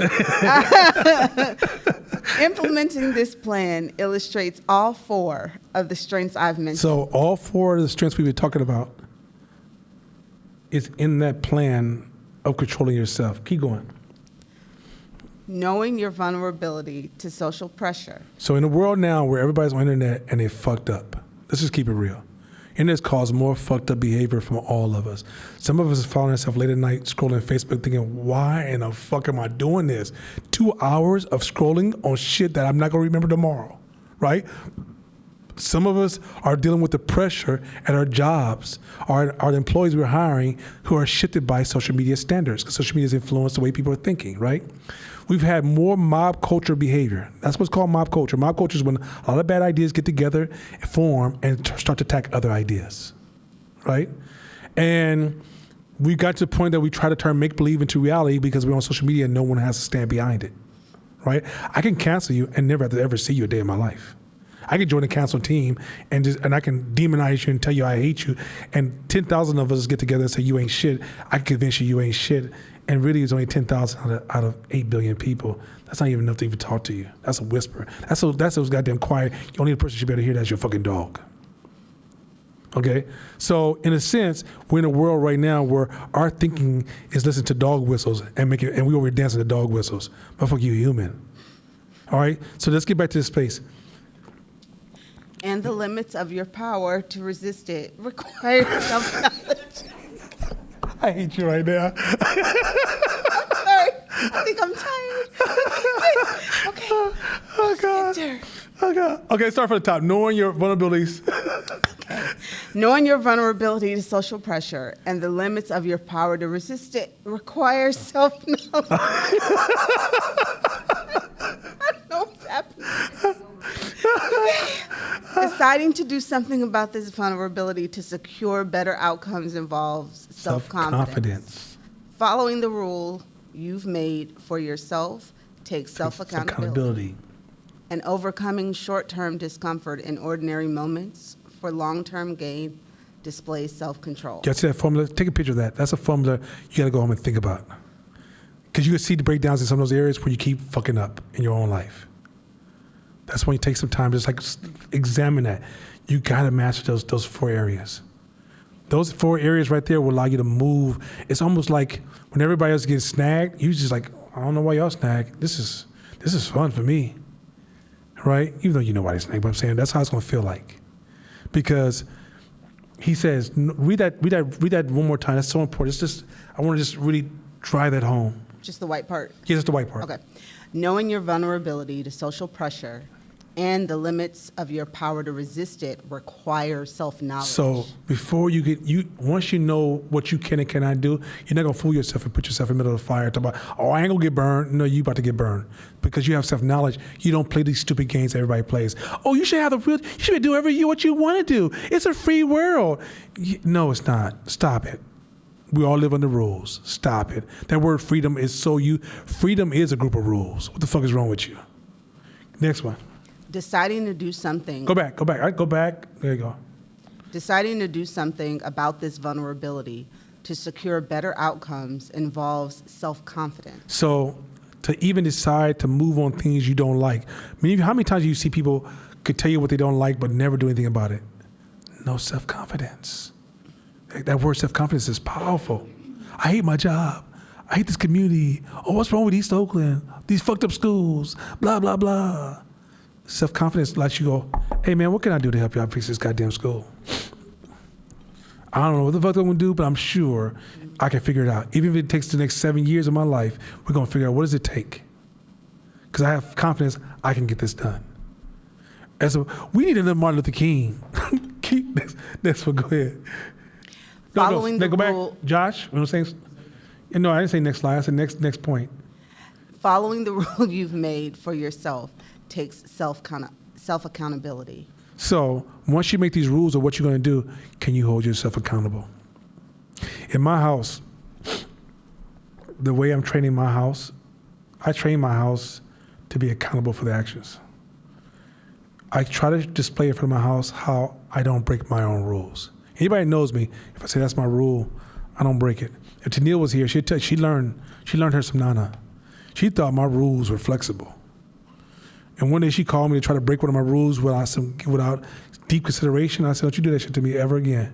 Don't you ever try that and go put that shit back. Because those rules are there because they're aimed towards achieving a goal. They're not there to, because I'm just egotistical. I'm not, don't break my rules. One of my rules is that I have to work out 5 to 6 days a week. Because in decision making, most of my decisions, my solutions come to me when I'm in my workouts. the blood circulation, it's almost a form of meditation for me. If I'm constantly chasing solution problems, I'm actually starting to get backed up. And I start making a lot of mistakes. And then the cost goes up. So that's the zoom out, right? Also, when I zoom in, it keeps me even keel. So, for example, if you catch me in business, I'm pretty much the same person all the time. And when I'm debating, when I'm winning, when I'm losing, I'm the same person. But that workout is part of my stability. Because as I'm taking accountability for all the things that's happened to me, I have to have my workout. So to her, she looks at workout as just a beneficial to being healthy. No, the workout is part of what keeps 510 Media running. It's like, you can't say, well, I put gas in my car, but I don't need no fucking oil. I need no fucking water. What the fuck is a spark plug?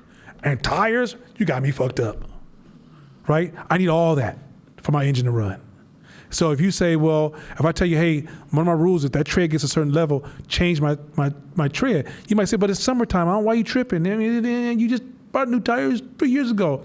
But the day it rains and I didn't see the oil and the rain mix, and I don't have enough tread to weather that storm, my car gets to spin out and I lose all of my investments because I didn't follow the rule, which is every 3 years, change your fucking tires, no matter how you feel. Because when you go on how you feel, you're arguing with reality. You say, how are you arguing with reality if you go on what you feel?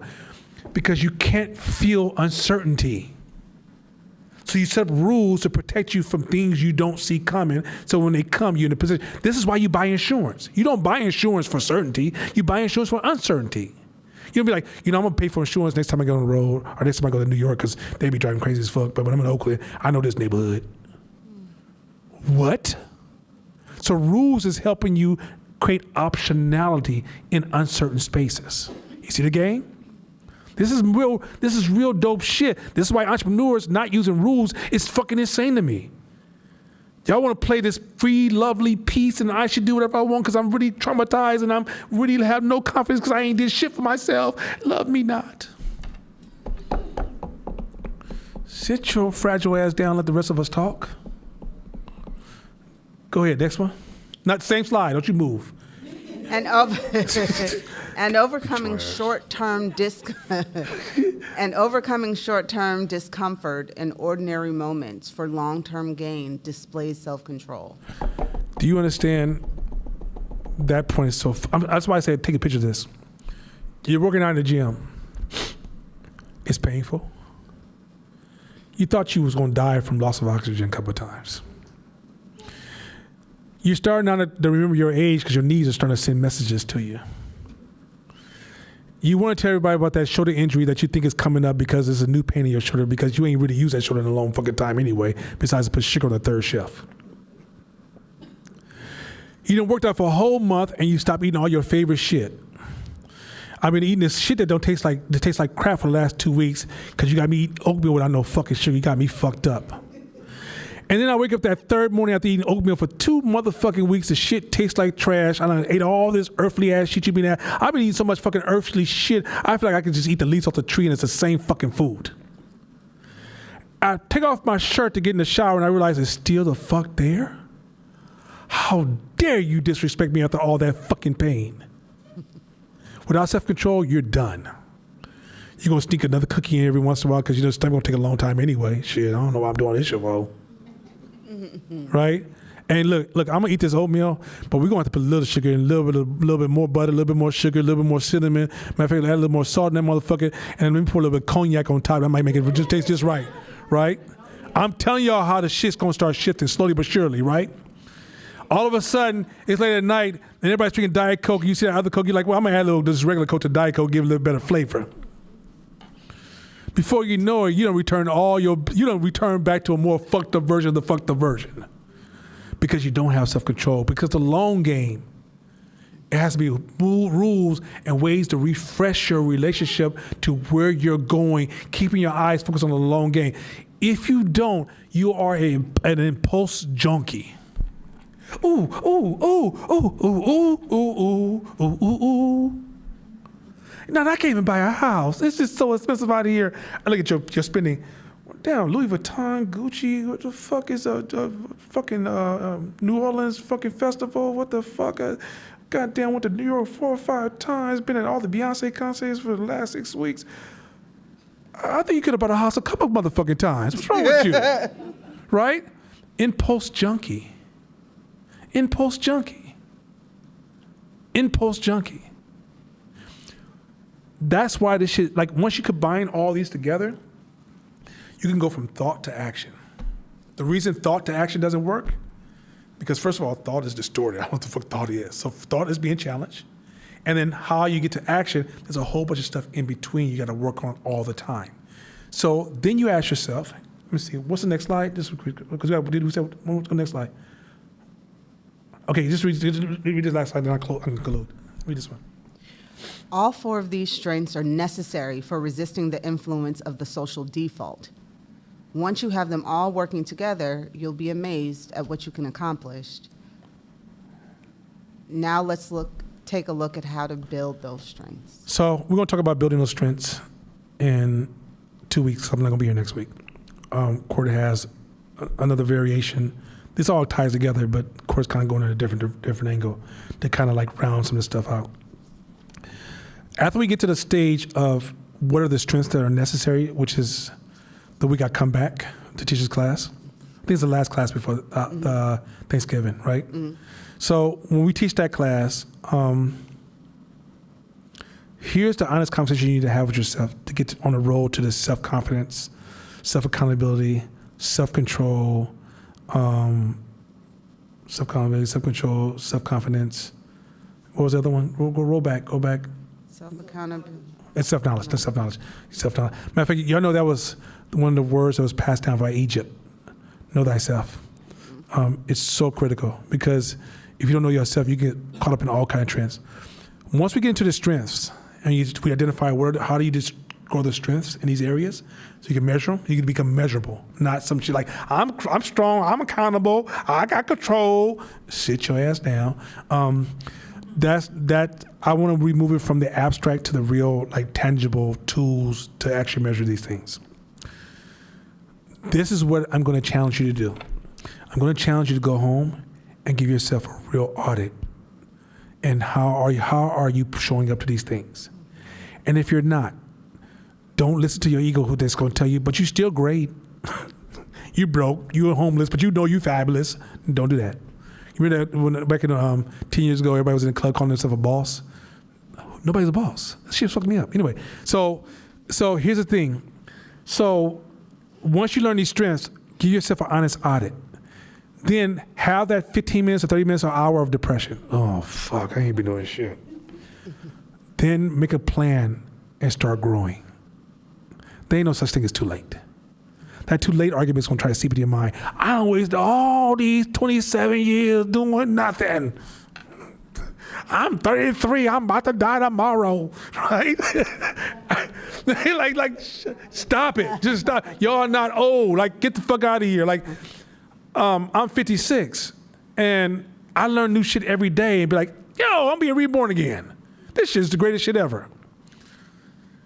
The reality is that go home to the audit, evaluate it, have a come to Jesus moment with yourself, and start the work.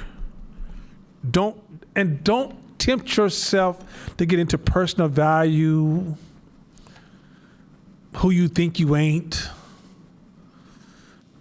These negative stories you tell yourself, why bother? I need you to go into that space of, like, you're climbing a hill. Don't look down, look up. The look down conversations, oh, I can fall. It's sharp down there. Oh my God, I'm this high. Oh my God, this hell of people might die from this. Oh my God, I'm gonna run out of oxygen. I don't know why I'm up this goddamn high. I don't know what the fuck I was thinking about, right? You get into that negative space. When you look it up, you're like, damn, I'm almost there. If I just stay focused, I can get there. Shit, how long would it take me to get there? Wow. I wonder what's gonna happen when I get to that next point of the destination. It's a different type of energy. Don't look down, all right? I'm going to motherfucking Tony concert next week. Okay, you understand me? It feels good. Yeah. It was one of my birthday presents was go to Tony concert, and I'm glad I got sick last week, and I'm ending this sickness this week. So because I'm gonna be turned up. I'm gonna have to probably wear like clothes that are breathable, so I can go and get my dancing on. Cause I can't be wearing no suits and shit like that. Nope. And I gotta wear them. I gotta figure out what I'm gonna wear. But it's gonna be nothing but a big party. Like everybody knows his damn songs, and we all went to school together. Tone and Dwayne Wiggins and Raphael and Tim. And shit, and the guys that don't even acknowledge no more. We went to school with them as well. So really, it's gonna just be a big ass party, a lot of fun. Court's gonna be here next week. If you can't make it to class, remember the classes are recorded. So if you can't make it to class, make that shit your weekly podcast. Put it on the background, listen to pieces at a time. But with that being said, everybody have a good night, and hopefully I didn't hurt your brain too much tonight. All right, peace. I'll be right back. I use the restroom.